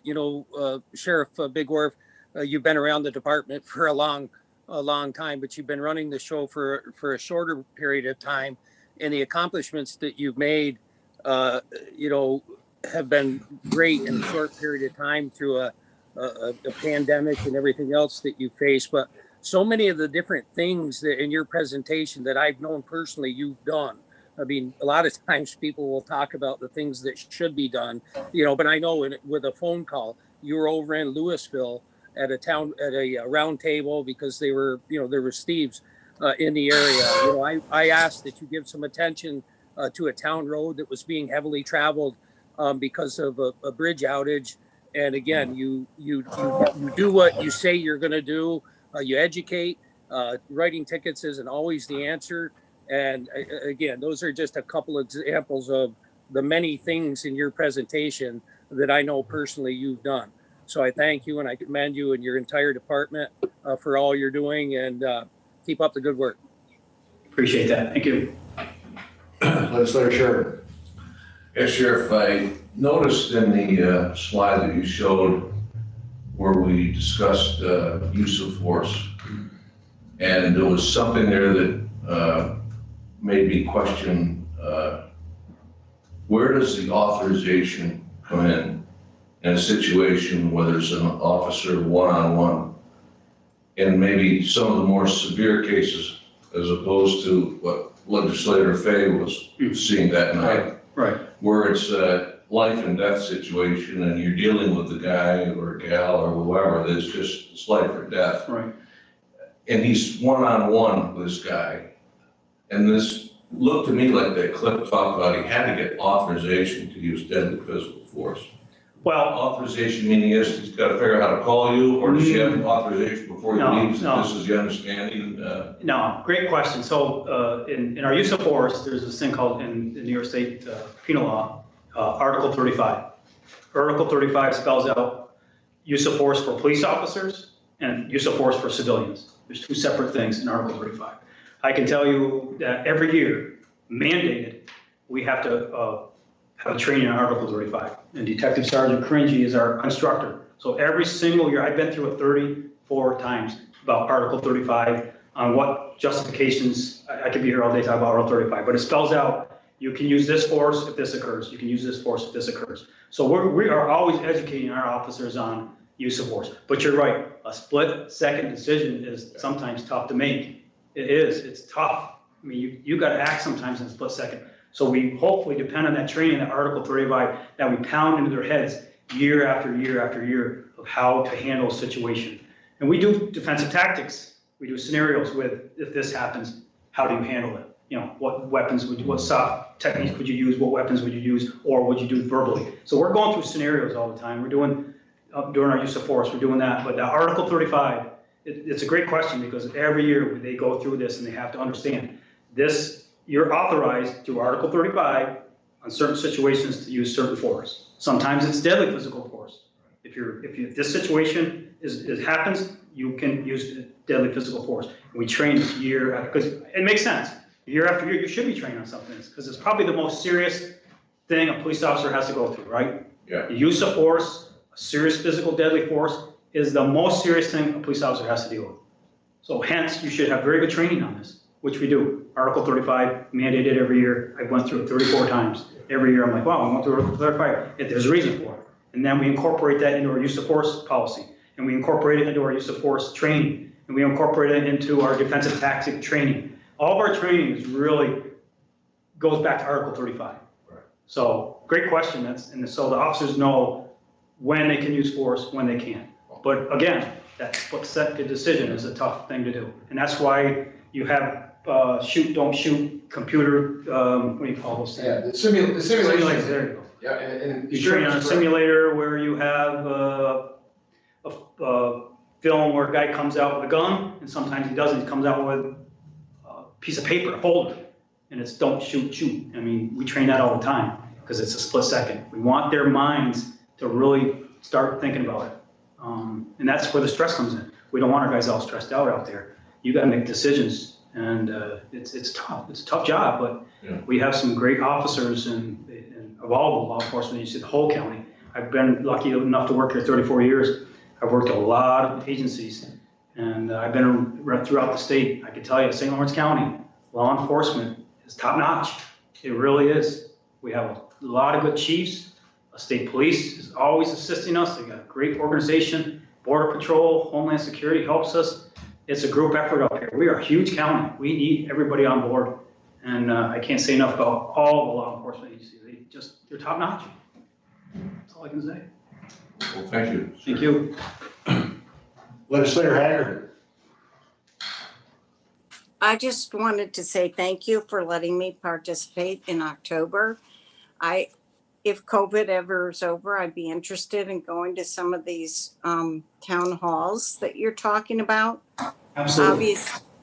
That'd be great. Obviously, someone needs to go along to keep an eye on Legislator Lightfoot if he's going to be at all of these. So I volunteer to do that.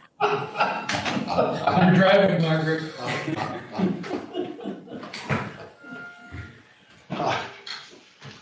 Legislator Reagan.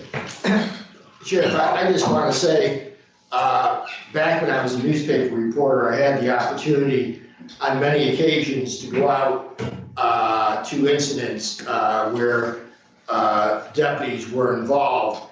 And, you know, I think sometimes the public has a misunderstanding of the great lengths that officers go to try to prevent a use of force. I can remember one time very vividly when an individual was brandishing a pistol and was inside a car, and a deputy was convinced that this individual was going to do himself harm and dove through the window and wrestled the gun out of the individual's hands in order to prevent the person from shooting themselves. And, you know, the bravery and courage shown by officers putting themselves at risk for the public is something that most of the public never sees and never realizes how often officers go into places that society would never dare to go. And I just think that law enforcement deserves a great deal of credit for the way they are constantly serving us on a daily basis, and the tales of courage and bravery that the public never hears about. Any questions or comments for Sheriff, Under Sheriff, or Charlie Tiliatroff? Anyone hasn't spoken? Very good. Thank you, Sheriff. Thank you. Now on to resolutions. We have a resolution authorizing the chair to sign an extension with New York State Division of Homeland Security and Emergency Services Office of Interoperable and Emergency Communications for the fiscal year 17 Operation Stone Garden Grant. Mr. Sheridan and Mr. Akers. Go right ahead, Sheriff. Okay, so this resolution is due to COVID, the 2017 Stone Garden Grant. The time frame from when we were going to get a vehicle was supposed to be this summer. That was the time frame we ran out. Due to COVID, the production of the vehicle was delayed. I believe that the sheriff said it's on its way. So it should be here next week. So we wanted to extend this grant where we could buy this vehicle. This is an extension of the grant. We have to have a resolution to get to the end of the year where that vehicle, instead of the county taxpayers paying it, is paid under our state Stone Garden Grant. So I need a resolution to extend that Stone Garden Grant from 2017 June to the end of the year. Does anyone have any questions for the sheriff in regards to this resolution? There being none, all those in favor? Aye. Opposed? Carried. Thank you, Sheriff. Thank you. And the next one, next resolution is emergency services. Matt, are you with us? He is. Okay, the first resolution is a resolution authorizing the chair to sign a contract with New York State Office of Homeland Security for fiscal year 20 emergency management performance grant. Would someone to move this resolution? Mr. Perkins and Mr. Akers. Go ahead, Matt. Good evening, everybody. This first one is a grant to offset administrative salary to help with the response of COVID-19. Questions on this resolution? There being none, all those in favor? Aye. Opposed? Carried. The next resolution, authorizing the chair to sign a maintenance contract with Business Electronics for voice recorders in the 911 dispatch center. Mr. Perkins, Mr. Akers. Go ahead, Matt. Well, what this one is, guys, is we do a yearly contract for maintenance on our recorders from all our 911 lines and all our radio transmissions for the law enforcement and the fire and EMS agencies that we dispatch. Questions for Matt on this resolution? There being none, all those in favor? Aye. Opposed?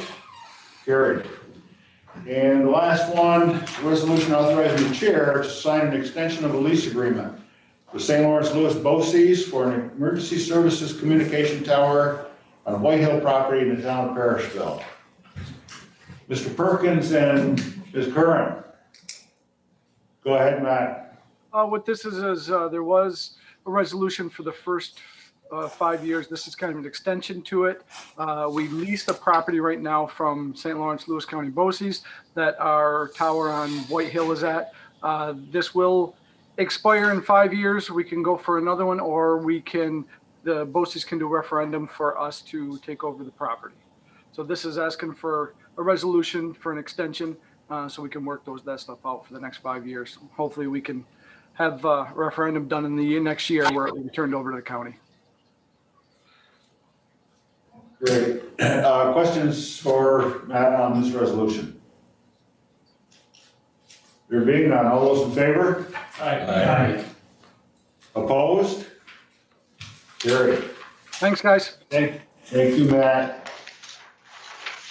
And next on the agenda is District Attorney Gary Pasco. Gary, are you with us? There you are.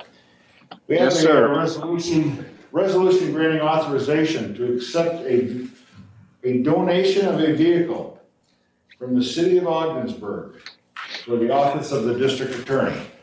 So we'll move this resolution. Mr. Arquette and Ms. Curran. Go ahead, Gary. Thank you. Good evening, everyone. So earlier this year, I had a investigator retire. We brought on a new investigator.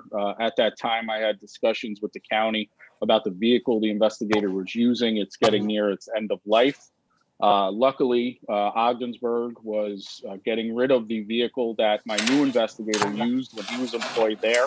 It comes equipped with lights and sirens, which I think is necessary given his status as a police officer. And they were kind enough to donate that to the county at no expense. And it's got about half the amount of mileage the car he presently uses does. So it was a great gift and a generous offer from them that we will certainly put to good use. Thank you. Does anyone have any questions or comments for the District Attorney on this resolution? To the city. There being none, all those in favor? Aye. All opposed? Carried. Thank you. Thanks, Gary. Next on the agenda, planning. We have a resolution authorizing the chair to sign a contract with the ARC Jefferson St. Louis for the operation of the public transit system for St. Lawrence County. Mr. Akers and Mr. Sheridan. Go ahead, Jason. Thank you. Good evening, all.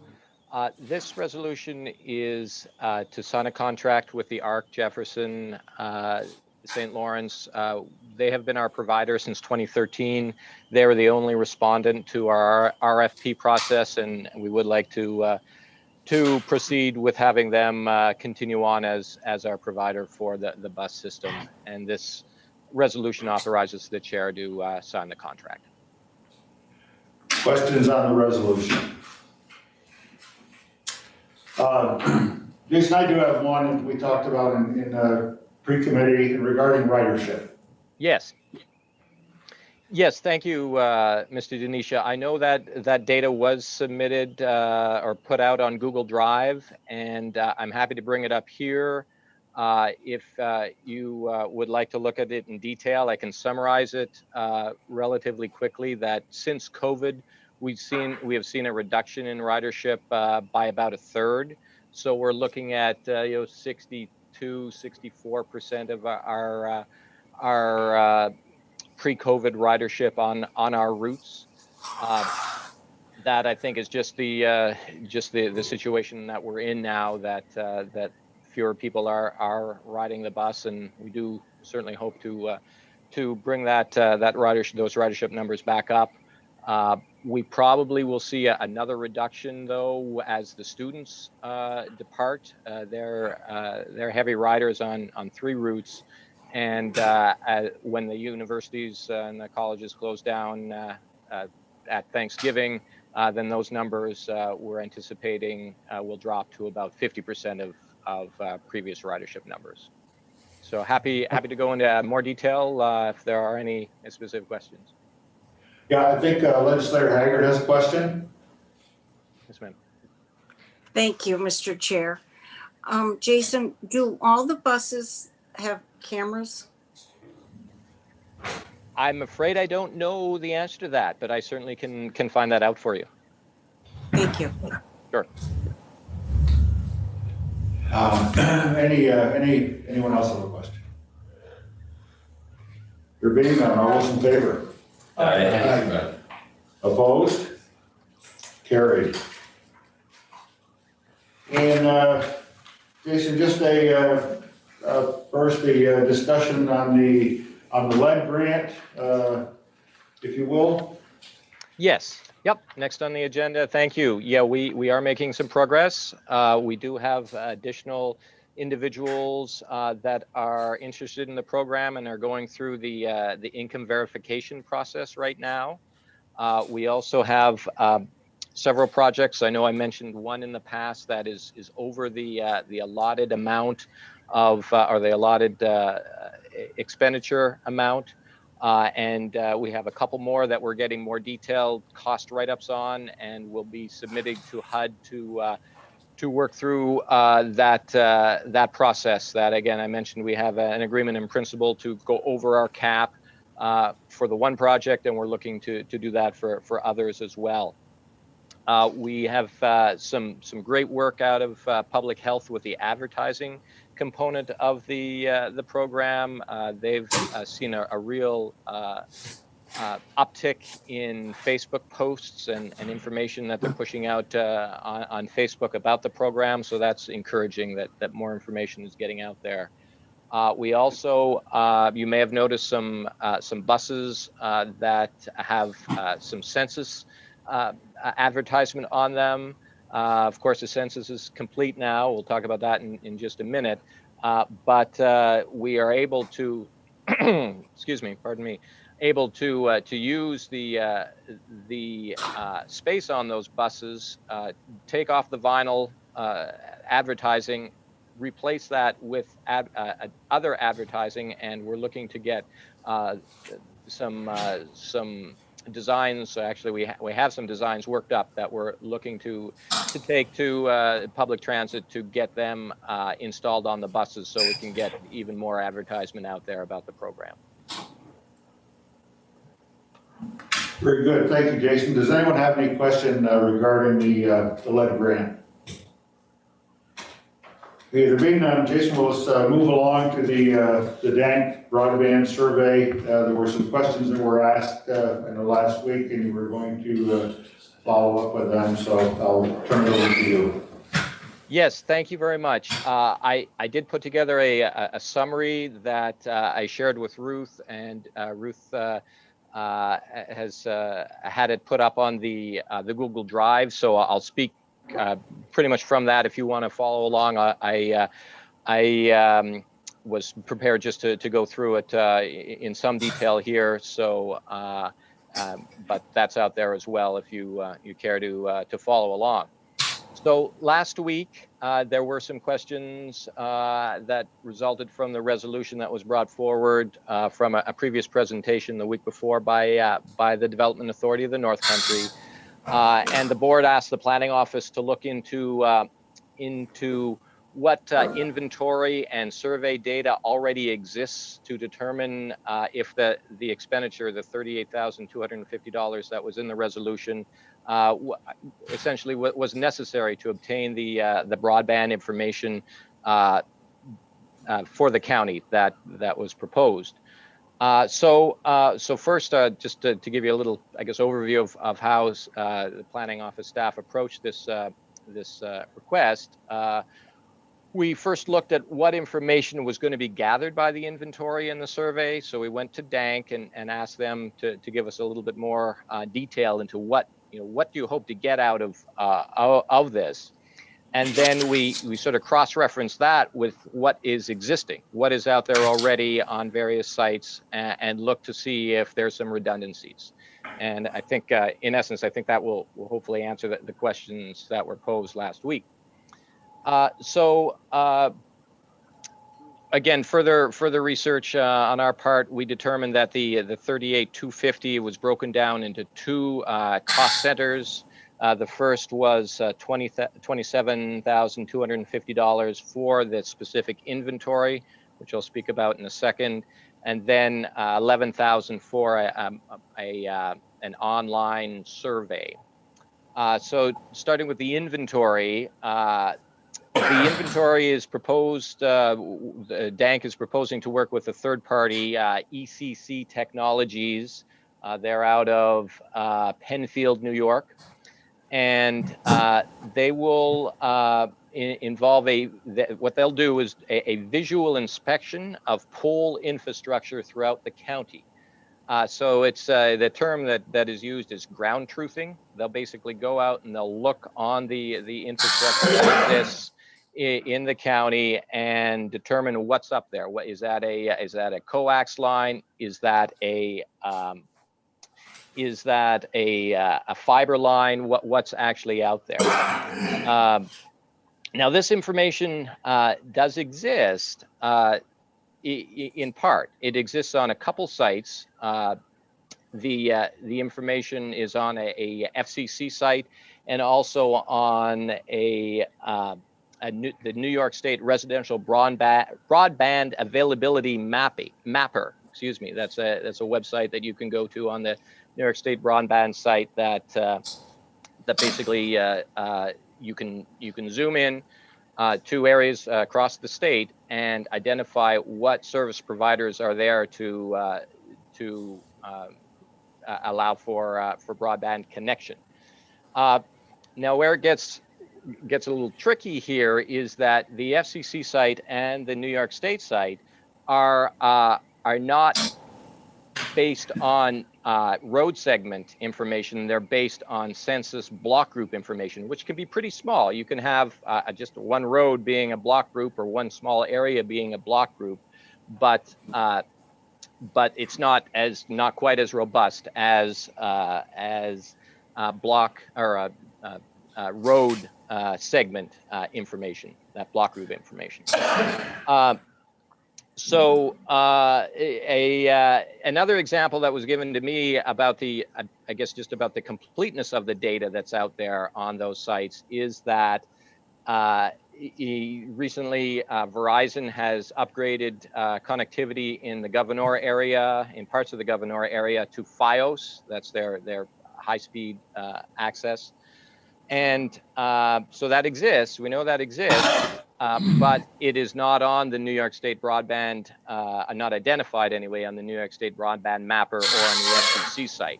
So I bring that up just to say that there is data out there, but it is not as complete as what we know exists. So all that to say, this survey that is going to be carried out by the consultant, the ECC Technologies Group, will provide more detailed and more up-to-date data than is available now on the mappers.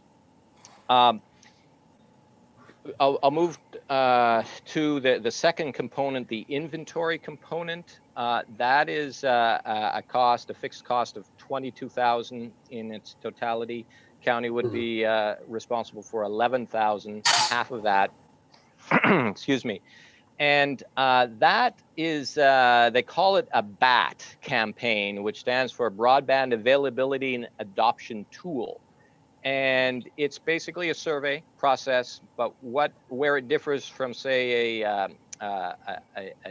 regular survey or something that you might see through JCC, is that the data will also be incorporated with spatial analysis. So they'll use a lot of GIS to identify the results of the data.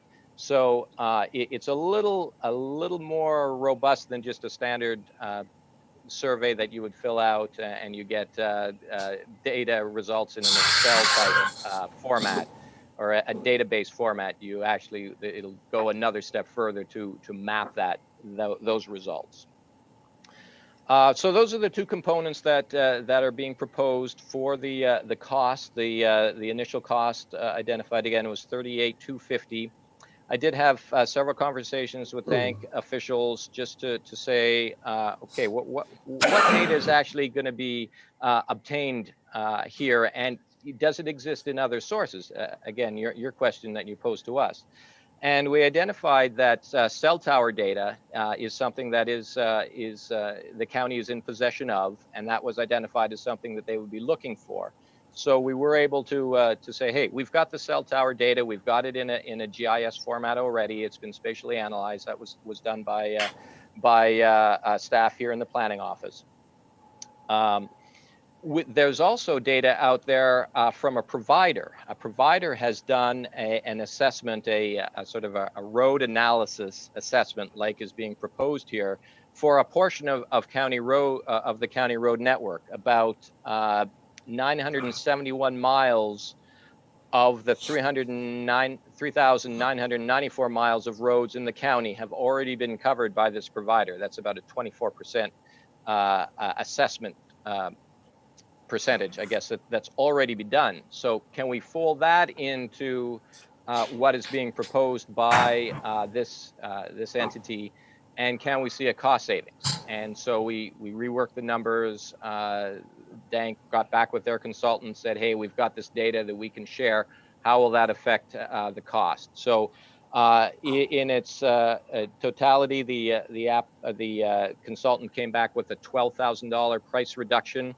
Again, that's for the whole program. So having that, it would see a county reduction in cost of $6,000. So that would see a reduction from $38,250 down to $32,250 for what is being proposed by the Development Authority. So that's our research to date. I'm happy to answer any specific questions to the best of my ability here, and look for any input. Yeah, Jason. Does anyone have any questions for Jason? Legislator Fay. Yes, I'm looking at basically Dank's financial statements. I'm wondering why they're not paying for the whole shop themselves.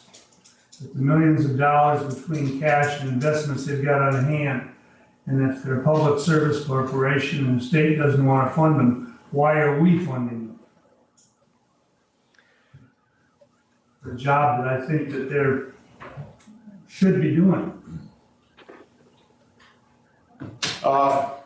Jason, do you want to answer that?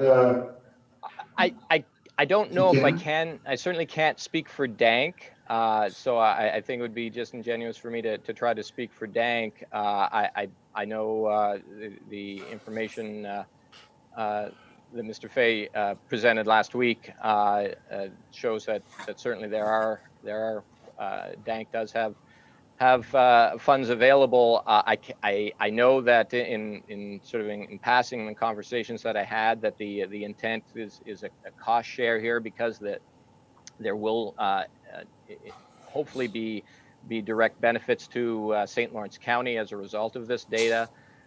So I think that was maybe the thinking behind Dank. But again, I don't want to offer any speculation on that from Dank's perspective.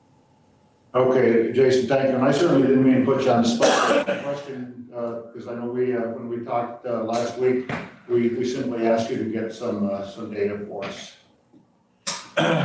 Legislator Reagan.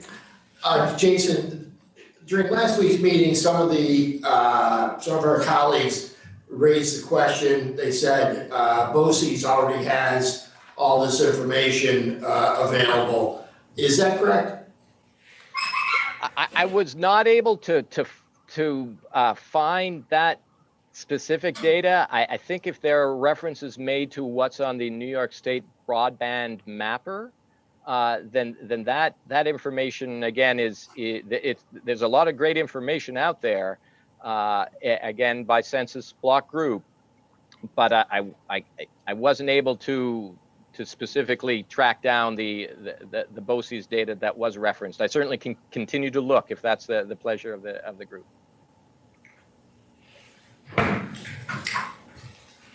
Legislator Terminelli. Thank you, Mr. Chairman. If I may provide some additional information in reference to the BOCES information. I reached out to Tom Burns over the week just to see if he was aware of that information being warehoused within the BOCES district. He did inform me that the state ed department does have a statewide survey that they have collected due to COVID, but it's definitely not as granular as the information that Dave can provide. But he also did say that school districts have addresses of students. So they do have address pockets as far as what the survey will also gather that Dank has put out there. I went on Lewis County's survey that Dank has out just to see what the survey was like, and it does just ask you to put in your address, to which I wondered if people don't have service, how they access the online survey. So I did find that a little ironic. But so this do have that information, but Mr. Burns did say that it would not be as granular as what Dank could probably provide. And he did also say that the BOCES has partnered with Dank in the past and found them to be very reputable in their partnerships. So there's the information that I was able to collect through him. Okay, thank you. Do you have something else you wanted to say, Marie? One of the questions I thought that we asked Jason to come back with was the recommendation on whether or not he thought that by partnering with Dank on this, that we could obtain information that currently is not available, and that in the future will help us get better service out in some of the rural areas that are not being served.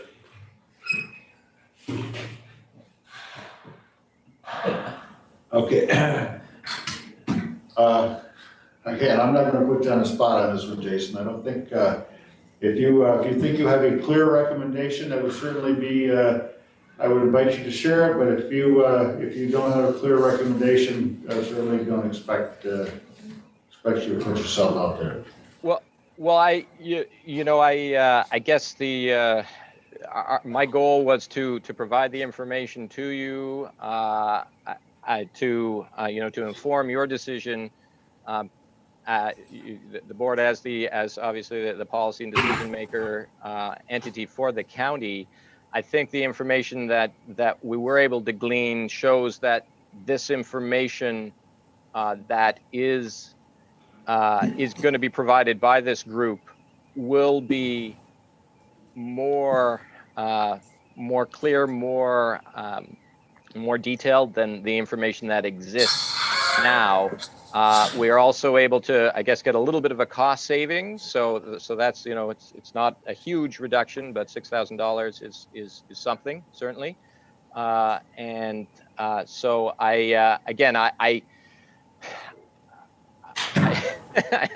I'm struggling a little bit here because if you want me to give you a specific recommendation, I will. But I guess I would defer to you as the decision-making body to make that call. I accept that, Jason. Thank you. Any other questions, comments for Jason? Mr. Sheriff. Mr. Chairman, I would suggest that Jason look into the BOCES information that they have, and then depending on what information they have, may also give us some leverage to get the reduction of the cost down even more than what we've already accomplished. Does Jason think that there could be a substantial amount of information that we would need that we don't know that BOCES has, that we should know about before we make a decision on this matter? Before I put Jason on the spot on that one, I'm going to Legislator Terminelli has a comment. I think she answered that previously.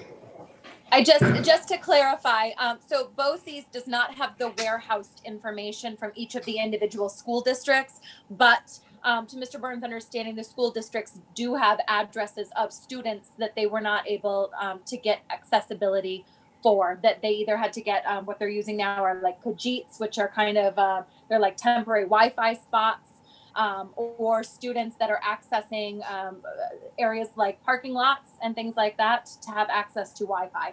So it would be school districts that you'd get that information from. It wasn't warehoused by our local BOCES. State Ed Department does have a statewide survey that they collected that information in. I don't know the channels that you would go through to get access to that through State Ed.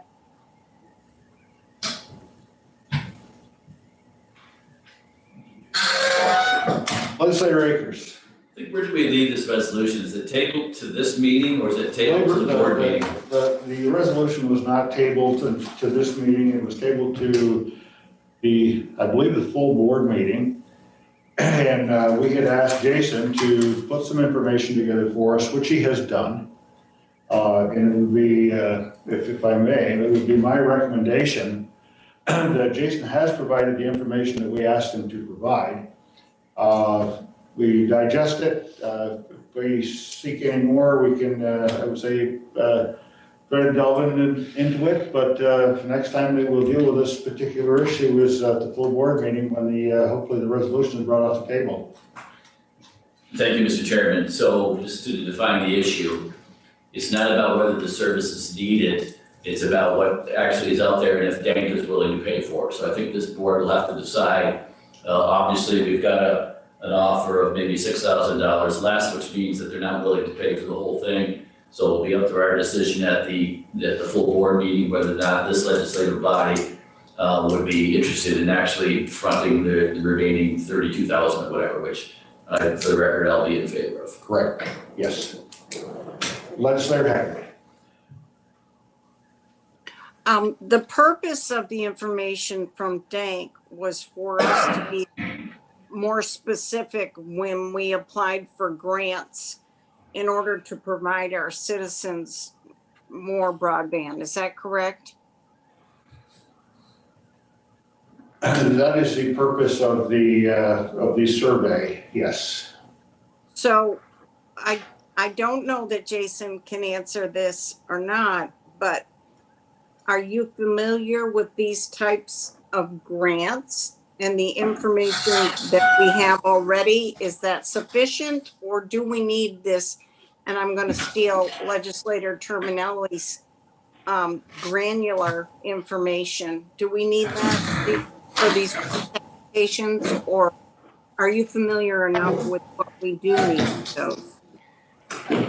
I have not been involved with specific grant writing for these funding sources. I know a couple that were identified in the proposal: the USDA Rural Development Broadband Reconnect program, and there was another identified, the FCC Connect America Fund, that have not that we have not. Our office, in my experience anyway, has not written, so I couldn't say for sure exactly the detail. I know from other grant work that we do, more is usually better, right? If you have more specific data, if you want to focus in on one particular area that says, you know, this part, the southwest or the northeast part of the county has deficiencies in broadband accessibility, here is the information that shows it. And some of it is certainly, some of it will come from the New York State broadband data set. Some of it will come from the FCC data set, which are pretty synonymous. I think the New York State's probably a little more robust than FCC. But I guess to answer your question more in general terms, I guess is the best as I can, more detailed data that you have really makes a stronger application in most instances. I don't know specifically about these particular grants because I haven't been directly involved with them, but in most cases that is helpful. More data is usually better.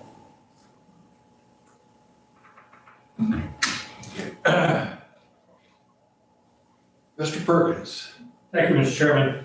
Seems to me that in the past, when we had the Time Warner at the time, Slick, and I think there was an Arkansas company that had presented to us and showing I think it was the census blocks or whatever, the areas that they own, and they were looking for grants because they have certain areas and they wanted to expand, but only if they get the grants.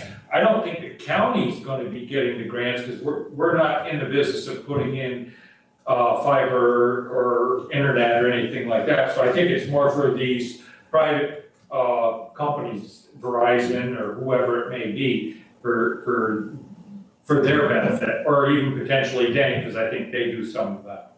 But that's just my opinion. Is there any other comments, questions regarding Mr. Fay? One of the things that I think we gotta do as legislators, we gotta establish priorities. And after we get our priorities established, we gotta decide if we're gonna spend discretionary money. And basically, when I looked at this resolution a week or two ago, I said to myself, if this is a revenue source for Dane, and they got very good financial statements from what I looked at from March of 2019, I'm saying, if it's a revenue source for Dane, why is not Dane paying for the entire survey? And basically, I think as a public service corporation, or whatever officially they call it, basically, when I looked at their cash and their investments they had on hands, I couldn't answer that question. Why are they asking us to? And that's the question I'd like answered, to find out basically, if it is a revenue source for them, why aren't they paying for it?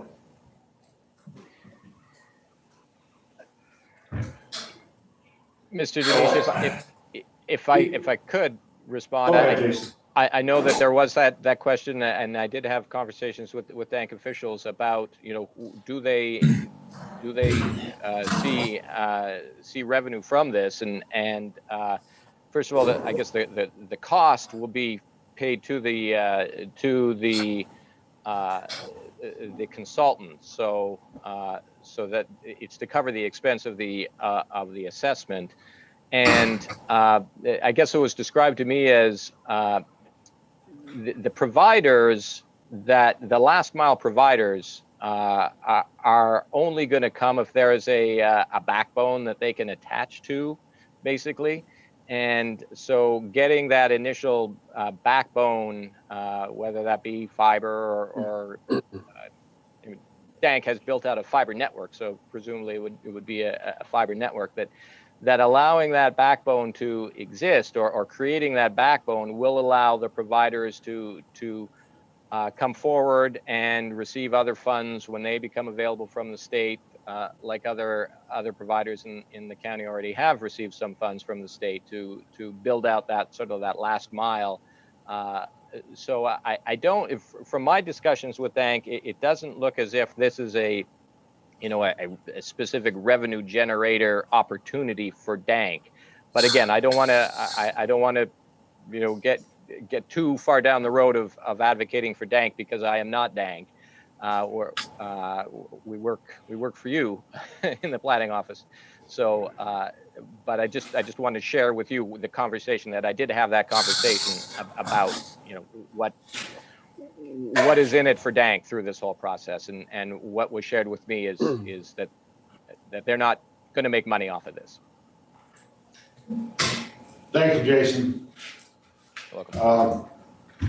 Unless there's someone that hasn't already spoken on this, I'm going to move on. You've already spoken, Mr. Akers, but go after you then.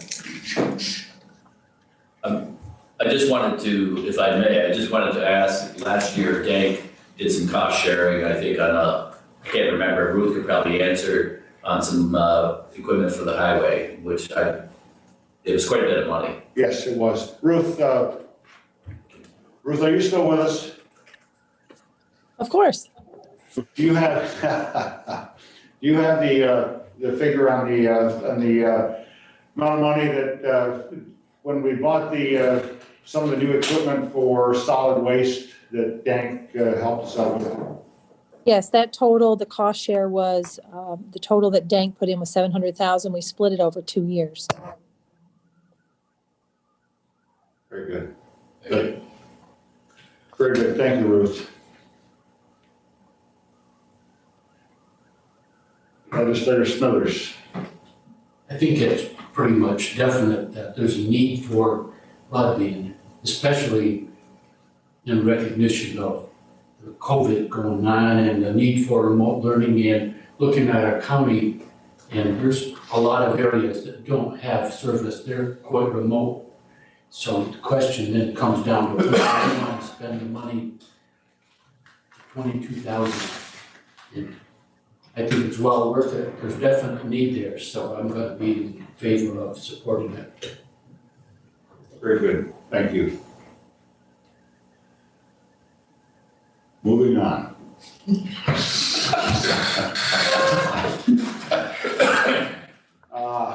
Legislator Burke, you are up with the, and I'm sure with the assistance of Jason and John, a discussion on the complete count summary for the census. Yes, just to give a little perspective on the effort that went into the census, the local effort. It started in 2018 by updating the census addresses.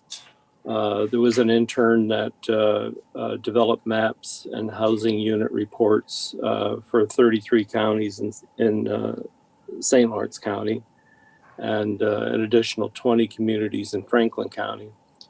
2018, our planning department worked with Census Bureau geographic staff to ensure that town, village boundaries were accurate. And then into further into 2019, they, in December of 2019, declared an interest in New York State regarding the Complete Census Outreach Grant. From that point on, there was certainly a period of time where COVID interrupted our work and certainly the work of the outreach folks from the census. But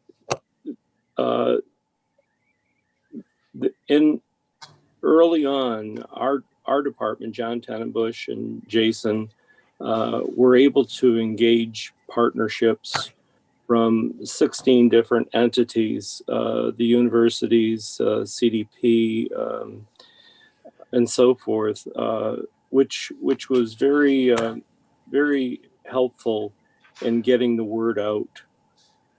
And just to maybe to skip to the conclusion of this, we're not going to know. We're not going to know the results until next March. At least that's what we're told.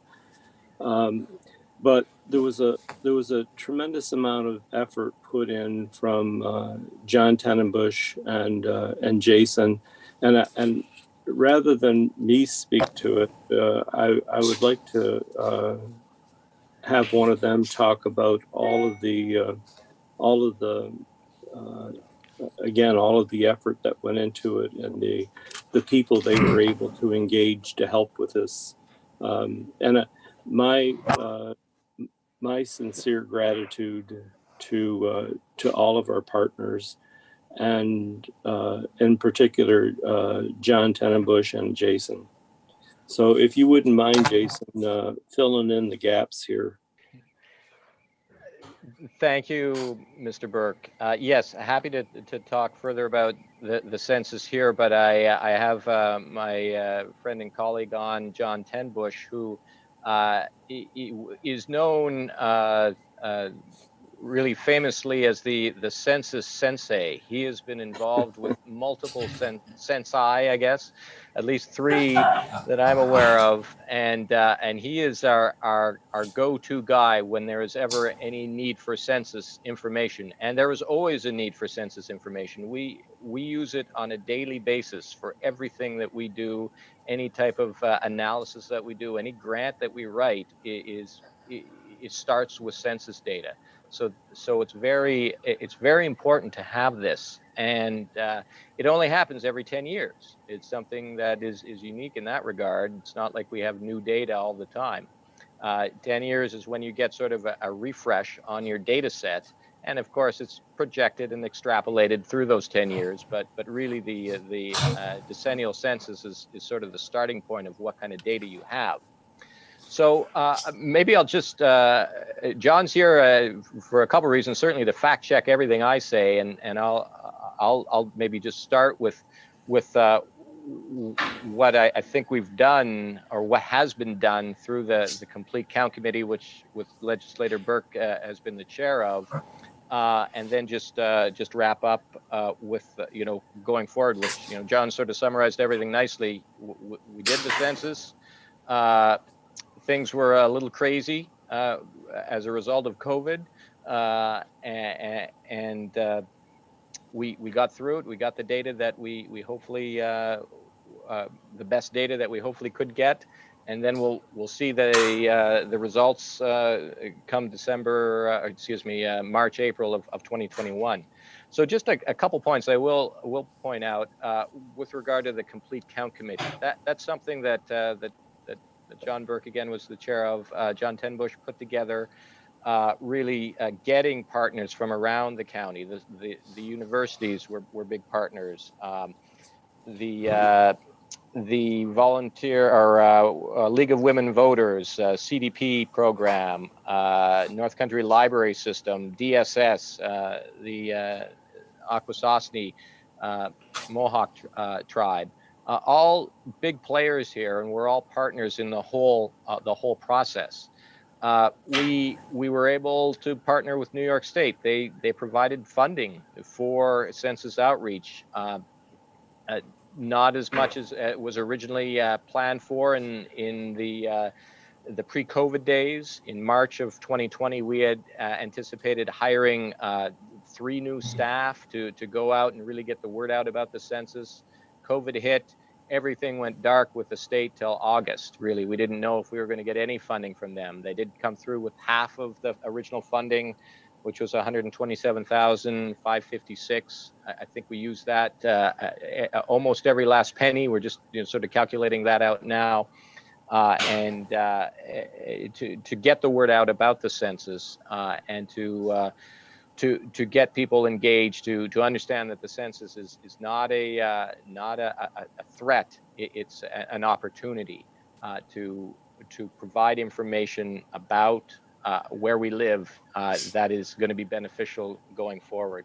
So again, we spent the money. The good thing about this grant, unheard of with state grants, a 90% advance. We actually had the money in hand. We didn't have to get reimbursed for it. So that's always a good thing when you don't have to go to the county to act as a bank. You have the money in hand from the state, and we're looking to get the last 10% back, and we'll submit paperwork to recoup that expense in the next few months. But I don't want to go into any more specific detail. I will look to John Tenbush. John, if you want to add anything further on census process. I only hope I can convince you to stay for another 10 years so we can do it all over again in No way. 2030. No way. Sorry.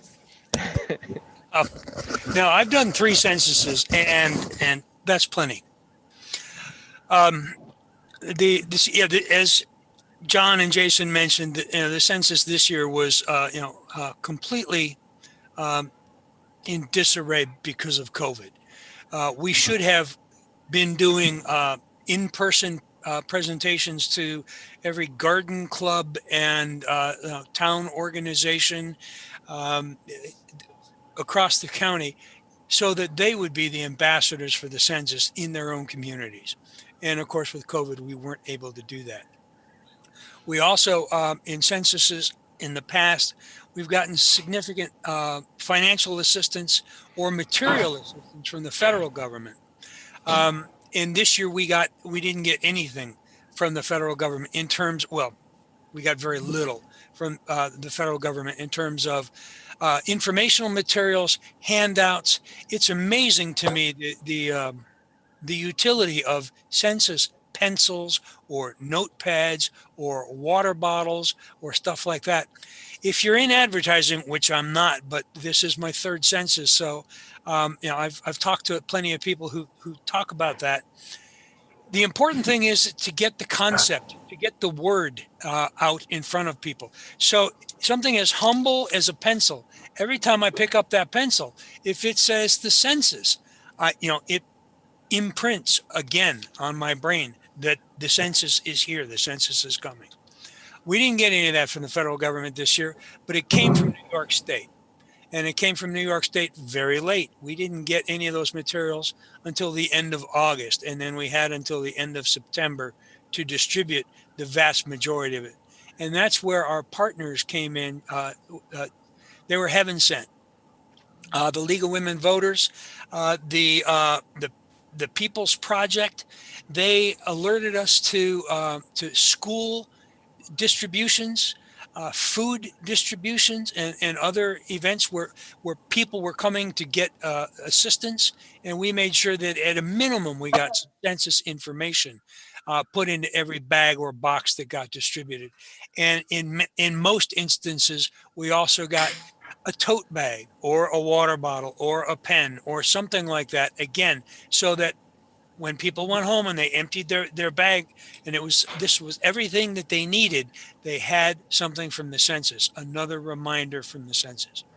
We were able to, you'll see that one of our partners was the North Country Association for the Visually Impaired.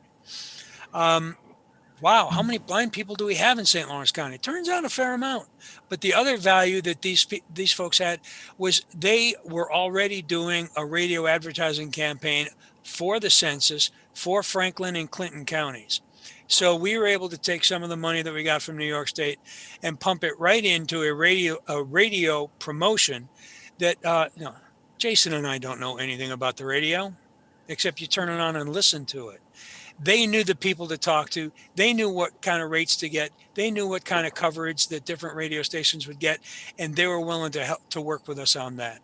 WPBS is not on the list, but the CDP, the Community Development Program, worked with us to get spots on WPBS. And frankly, I don't watch WPBS, so I didn't realize how many people do. But from those television spots, I got a bunch of comments from people. I saw that on WPBS.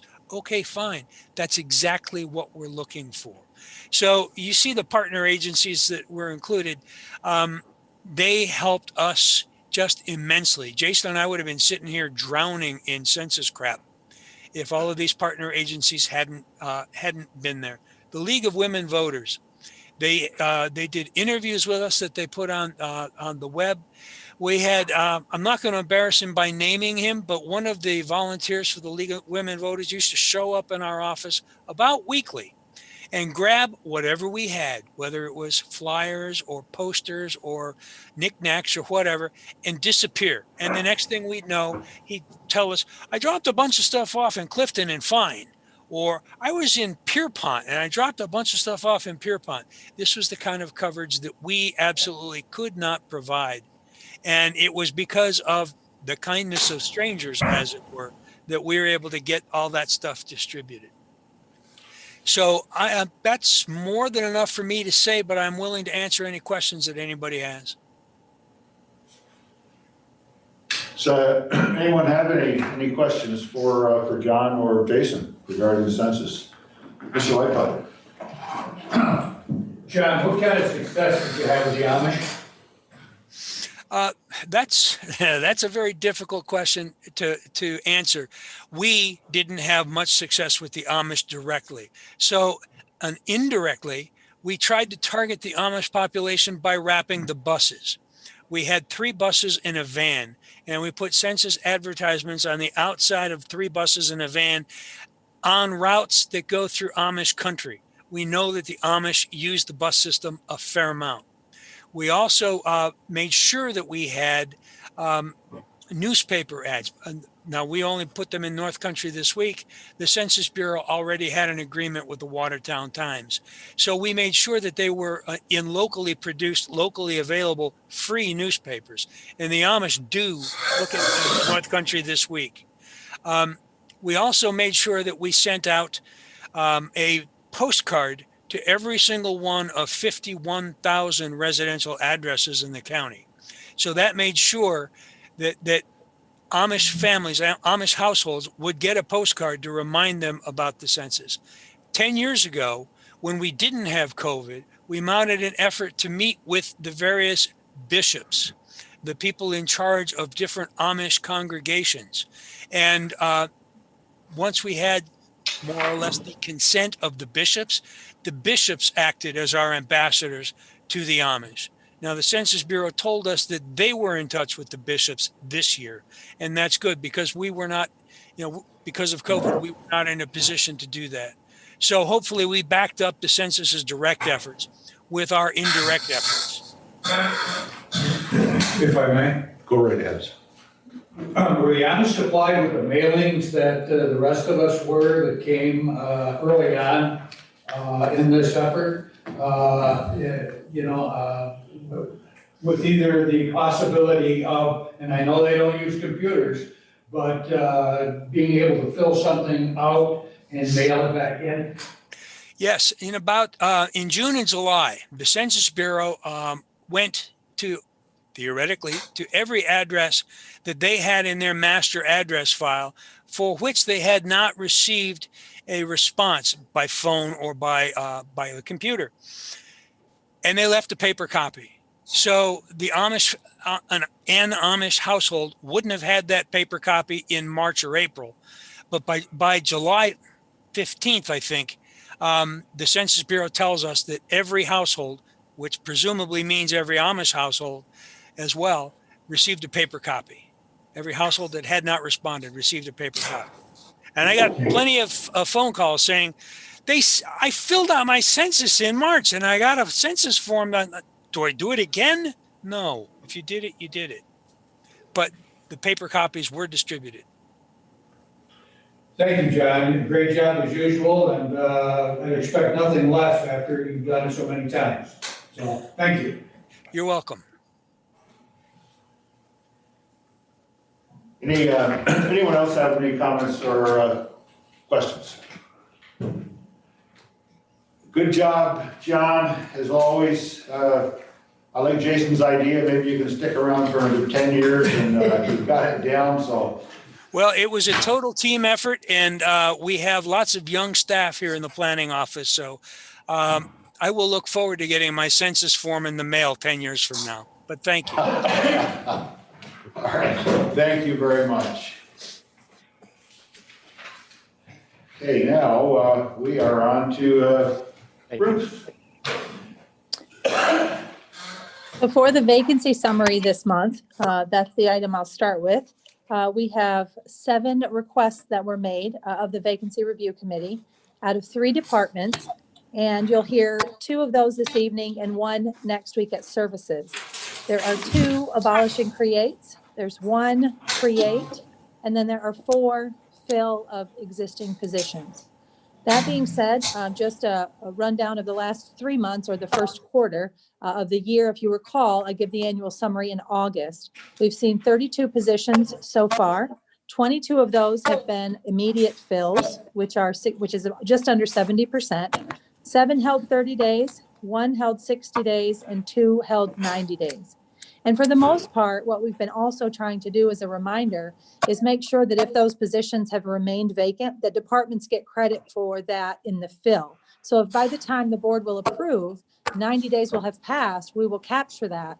But if in fact it's less or there's an immediate request, the Vacancy Review Committee has been very supportive of pushing those forward, as you'll see in the vacancies coming right up. So if there's no questions for me, we'll move on to the sheriff, who has a couple of requests for you this evening. Thank you. So the first one is to fill a corrections officer position. Minimum staffing is 56. I have a CO that's retiring, and that would bring me down to 55. So I'm looking to fill this position to maintain the minimum staffing, which is set by the New York State Commission on Corrections. Questions for the sheriff on this vacancy?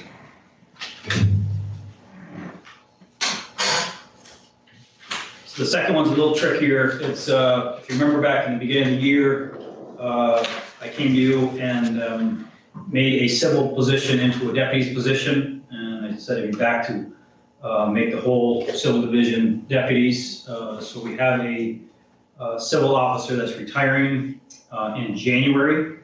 Obviously, we need to abolish and create from a civil officer position to a deputy position. And the advantages are efficiency and flexibility with that officer. Obviously, some of our civil officers now go into dangerous places where they have to serve papers. Some are with drug issues. It's a dangerous environment out there. And we'd like those individuals armed for their protection and the protection of the public.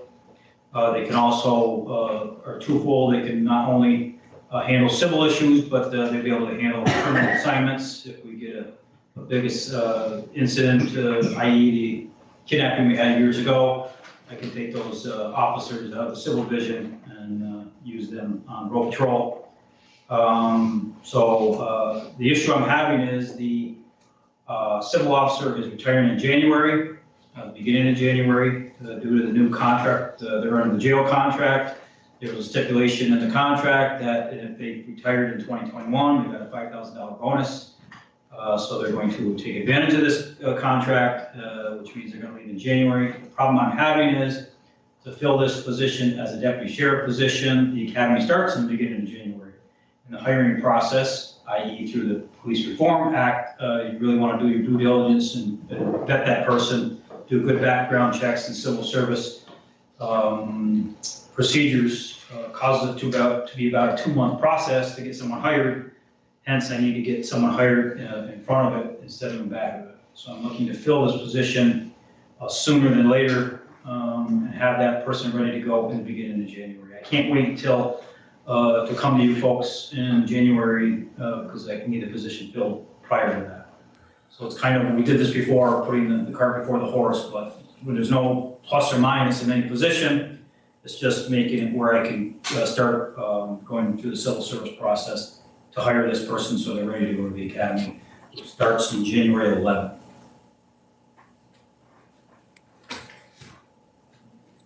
Any questions or comments for the sheriff on this position, either one of the positions? Good.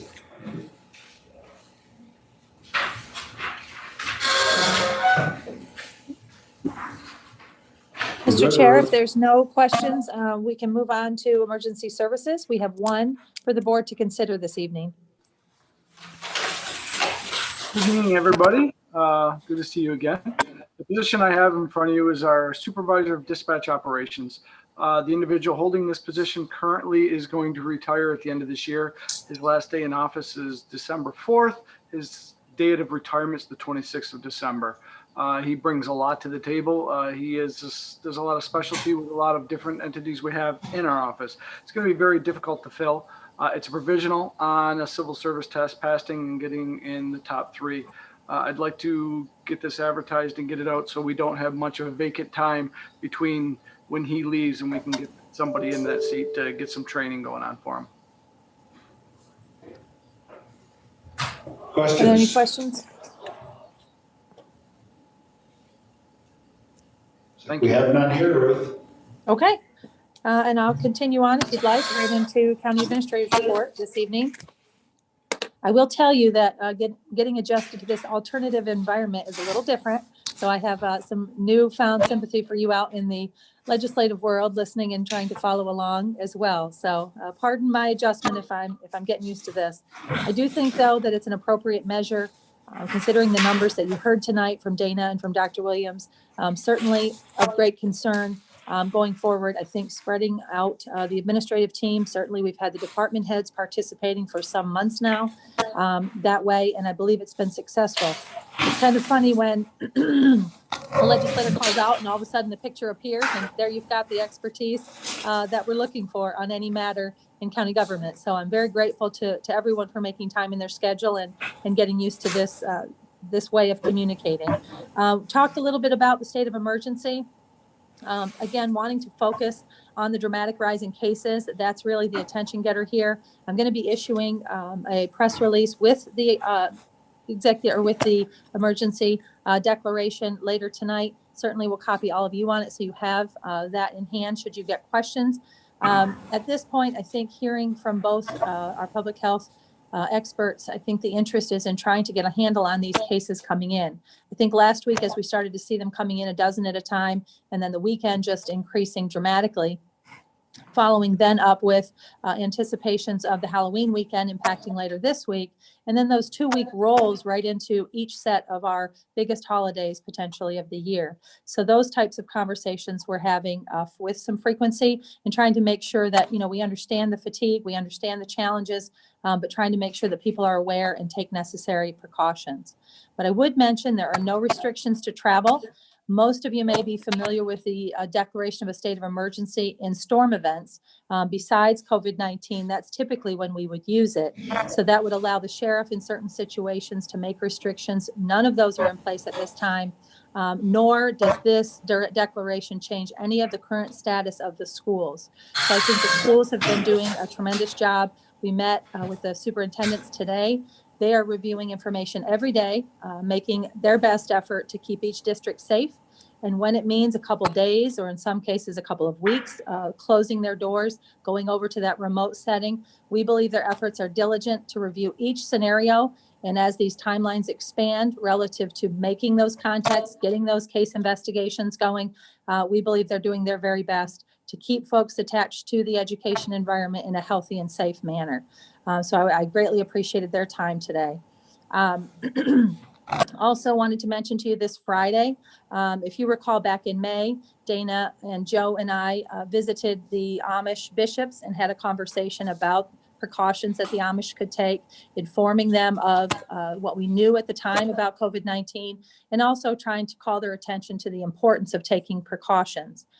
We then visited again on October 20th with a family, trying to get some information out and make sure as best we can that compliance is in place for that population of folks, because they don't necessarily see all of the media that we put out about the precautions we need to take with COVID-19. And we'll be going again this Friday, the 13th, at 1 p.m. to meet with the bishops once again. I think we have an understanding of both communities in our county on the large part over towards Oswegatchie and then over in the Brazier area are being impacted by this, or the potential of being impacted by this. So better information, allow them to ask questions, and really pass along as much information as we can and open that door to keep communication open with the Amish is very important. Questions on that at this point? Okay. In honor of Veterans Day, we will be closed this Wednesday, just as a reminder for the office staff. I did just want to take a moment and commend the sheriff and his team. He ran through the dates for you, but for the immediate response to Executive Order 203, his professional approach, including many of the voices in the county to share in the outcome of police reform in St. Lawrence County is important. You know, the order was issued on June 12th. He was before you on July 13th. They got their accreditation in place by September 3rd. In October, he held those meetings with the public. And here he is on November 9th before you with a summation of all those activities. So I certainly appreciate, you know, the commendation from legislators about the hard work put into place, and hopefully complete that process by the end of December, emphasizing the importance of addressing these issues and making sure that there's a plan in place going forward. So thank you to the sheriff and certainly all the members of his team. Certainly takes a village. I did want to mention to you that the adopted budget documents are in production. For those of you who haven't gotten those, they will look eerily similar to the tentative documents without changes, although we do put out the adopted budgets. If you do want to return, and some legislators have in the past, your tentative documents. We'll do our best to recycle the pieces we can, which ends up helping save us some cost with the cost of production. But we will get those out to you within the coming weeks and make sure that you've got adopted budget prints. We will also, in keeping with county law, be advertising the adopted budget 2 times within 20 days of adoption. So you'll be seeing those out in our media as well. The new director hired by the Historical Association, her name's Ashley Moretti. I met with her last Thursday, and she's eager to get up to speed. She's relocated to St. Lawrence County, and she may be able to join us by Zoom briefly at Finance to introduce herself and to talk about some of the progress that they're already making. And I did want to mention that I've worked this last weekend with our interim historian. As you'll recall, we've separated out those roles with Nancy LaFavor and attended the annual historians meeting. And they are talking about bringing forward a request to the board to designate a History Month for St. Lawrence County. So that's not something that we have done before, but we are very interested in having the conversation with the board and bringing forward some information so that if we were able to designate for 2021, it would be later in the year, that would allow the historians in the local municipalities set up events, certainly COVID sensitive events. At that time, I'm hopeful we'll be able to celebrate the history of all of our communities in St. Lawrence County. I wanted to get to 2 staffing level conversations with you this evening. The first, I think we touched on a little bit with one of Legislator Haggard's questions earlier in the meeting. I wanted to ask about both feedback and any objections with regard to our cases. You heard the challenges that the public health department's having with case investigations. Now that's a little bit different than the contact tracing. And it seems at this point in time, our contact tracing is okay. The bigger concern is getting those case investigators on board. So what I would request is that the board grant me authorization expanded upon that part-time hiring ability, but to work with HR to get some case investigator type role established and be able to bring some people in to work with and support public health. And I think in the training component that goes into all of this, I'm being trained right now as a contact tracer so that I can help out. But from the case investigation component, if possible, they have to train in smaller numbers. So perhaps up to 5 at a time to be able to get more horsepower dedicated to those case investigations. So I did want to talk about that with you and see if there's any interest or objection in my doing so going forward. Questions? Yeah, go ahead, John. Ruth, how the surge is upon us, and I guess and I certainly appreciate the challenge that that you face and our public health department faces. I guess I'm wondering, you know, and I sense that maybe Dana and Dr. Williams didn't want to go into it too much, but if a week from now we have 200 cases, you know, if there is exponential growth, as we've seen in other areas, are we ready for it? And how soon? I mean, I wholeheartly support whatever you need to address the COVID situations. That's my personal standpoint. But I guess I'd like to know, you know, has there been adequate preparation, and are we ready for any kind of exponential growth? I think one of the areas that we found very helpful with the state, as you may recall, the state helped with one of their teams with the travelers when that became a component of one of the things we needed to address. And so we were able to transfer all of the travelers over to the state resources, and they were able to track those because what we have on hand was not helpful enough to get all of the work done on the travelers and all of our cases. So I think part of our resources includes the state They also now are being additionally helpful in situations where we need some work or some unique situations addressed. So I think we have some great partners in our ability to respond, but I think all of the systems, all at least 5 of our 7 counties up here are seeing some dramatic increases. And I think if I have a little bit of expanded ability to bring folks in, that we could make those hires. The training piece is a challenge for us because they're also trying to do the work and respond. But I think those are certainly conversations that we're having and want to be prepared as best we can. Thank you. Sure. Other questions Thank about you, that? Ruth. Yeah, I know we've got a couple of questions, but I'd like to, before I get lost on it, just a show of hands to see who's in support of giving Ruth the autonomy to hire the 4 folks that are needed.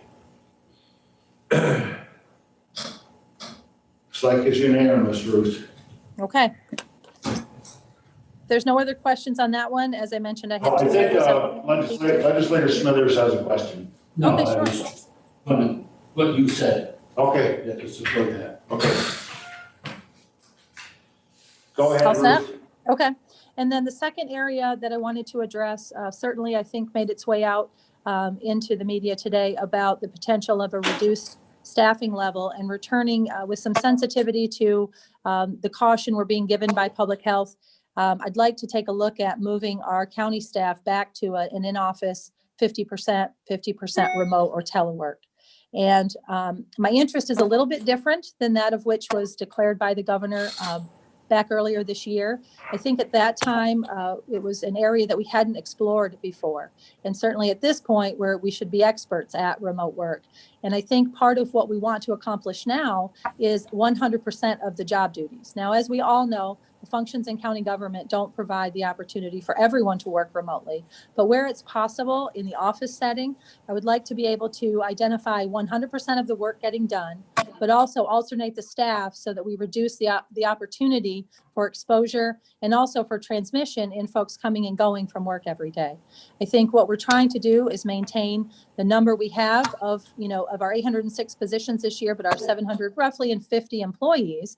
We're trying to maintain that number at 5 and not have any more cases among our staff, but also looking sensitively at not the if, but the when of the potential for quarantine of staff attached to a unit that may have someone who's having to deal with the impacts and diagnosis of COVID-19.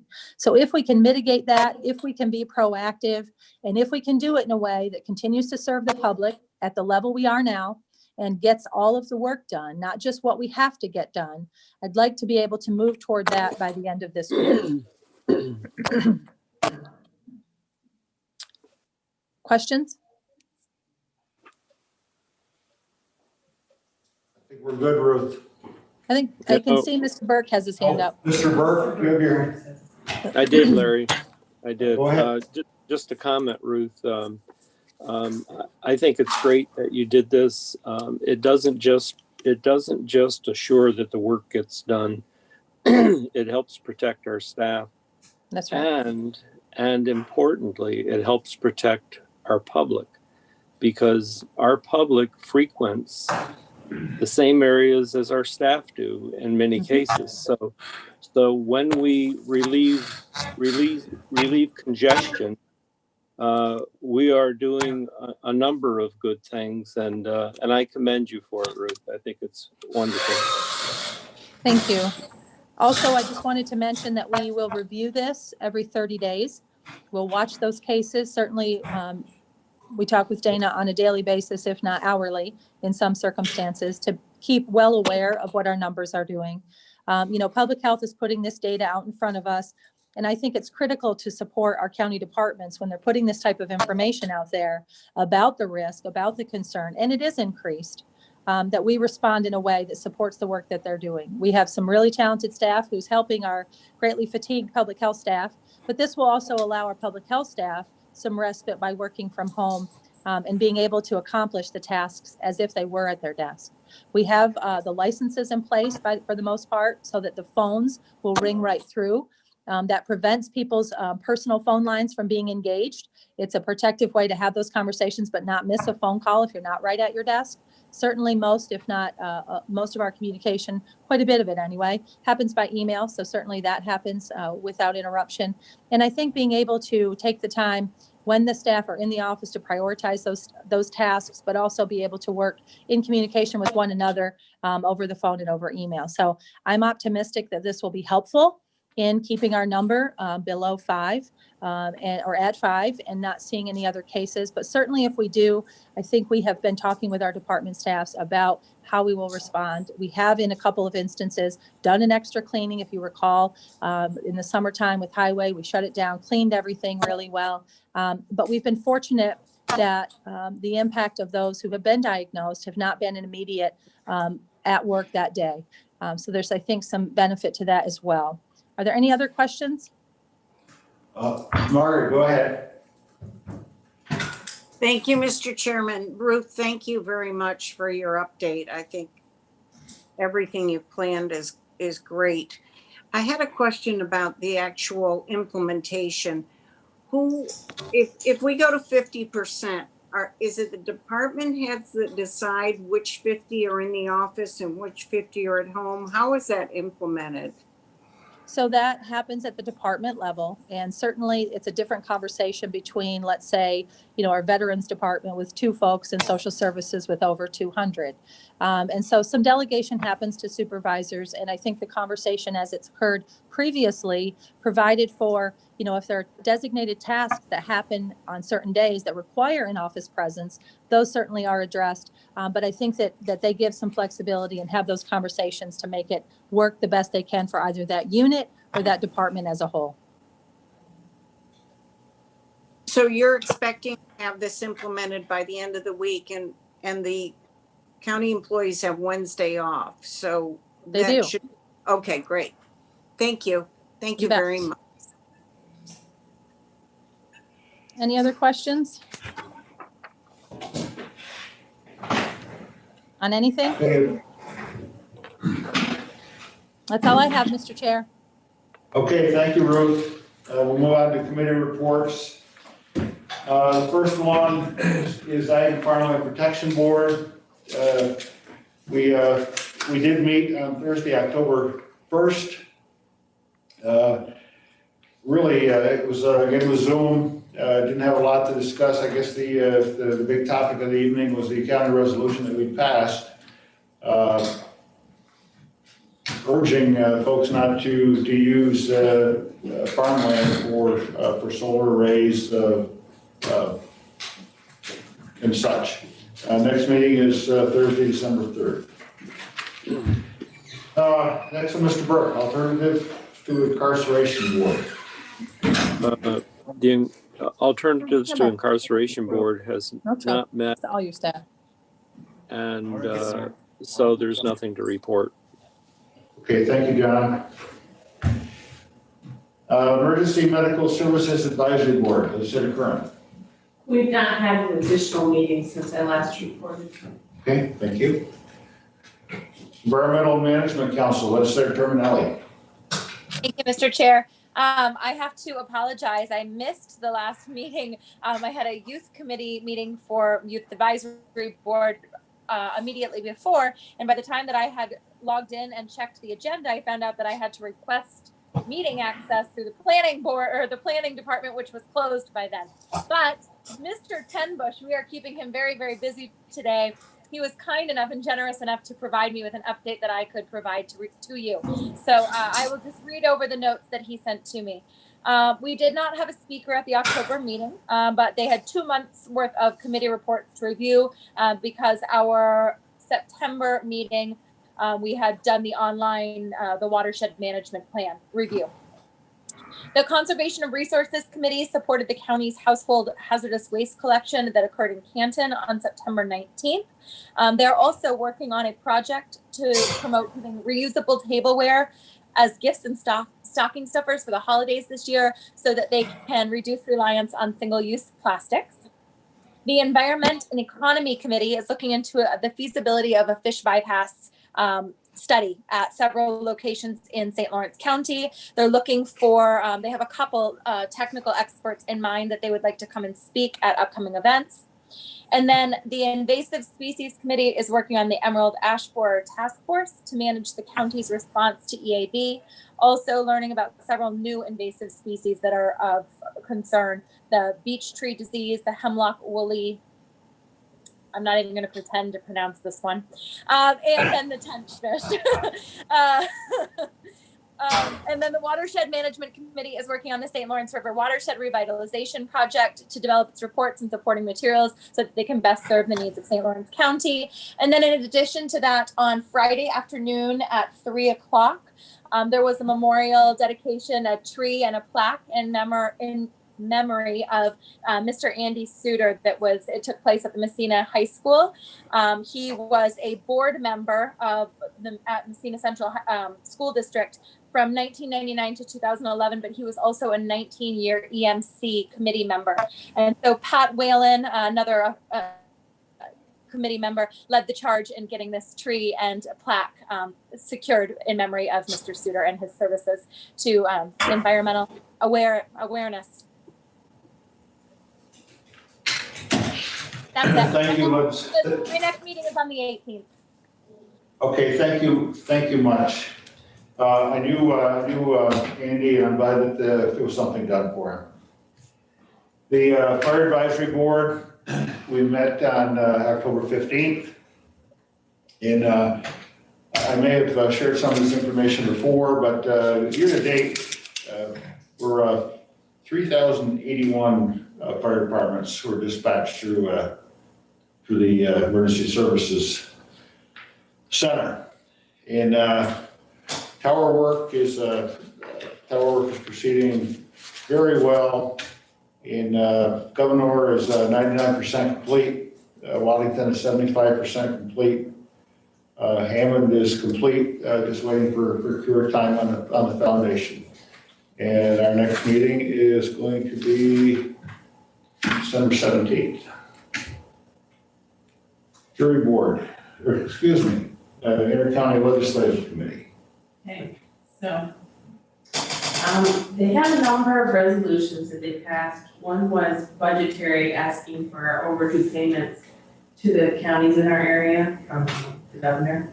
They talked about the invasive species, the woolly, I believe it's algrid, but it's supposed to be the next new problem, like, to the, so then they had 3 resolutions from 3 different counties asking for the change in towers, like what they can have in the Adirondack Park area, because how high you need the tower in order to carry the signal is outside of what they allow them to do. So they had 3 different resolutions on that, and they're kind of still talking about from county to county what COVID is doing. So I'm sure we'll have update that in December when we meet again. Okay, thank you. Jury Board, Senator Sheridan. Jury Board has not met, Mr. Chairman. Okay. And Planning Board, Mr. Fay. Jason covered a number of things, public transportation, lead grants, and talked about solar, and we had some board members training at the last meeting, and our next meeting will be Thursday night as well. Thank you. Do we have any old business to come before this committee? Do we have any new business to come before this committee? Oh, excuse me, I didn't see you. No, it's for new. So I sent all the legislators a little email with some facts about this messenger RNA virus. We don't actually have any vaccines currently that are made this way. It's a different technology, cutting edge. You probably have read mostly about messenger RNA in cancer treatment and how they use it as a biologic for attacking tumors and stuff. So just so that you have the information, just a basic outline. As I get more concrete stuff, I'll send it to you.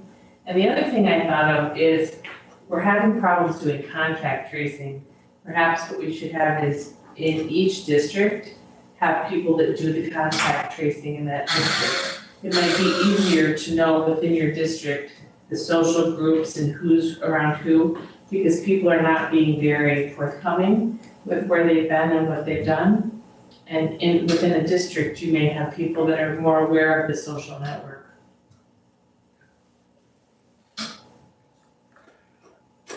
Ruth, do we have need for executive session? We do for litigation, personnel, and appointments. Okay, thank you very much. The motion to go into executive session. Mr. Yep, Akers? just give us a couple minutes to shut off the live link. All those in favor? Aye.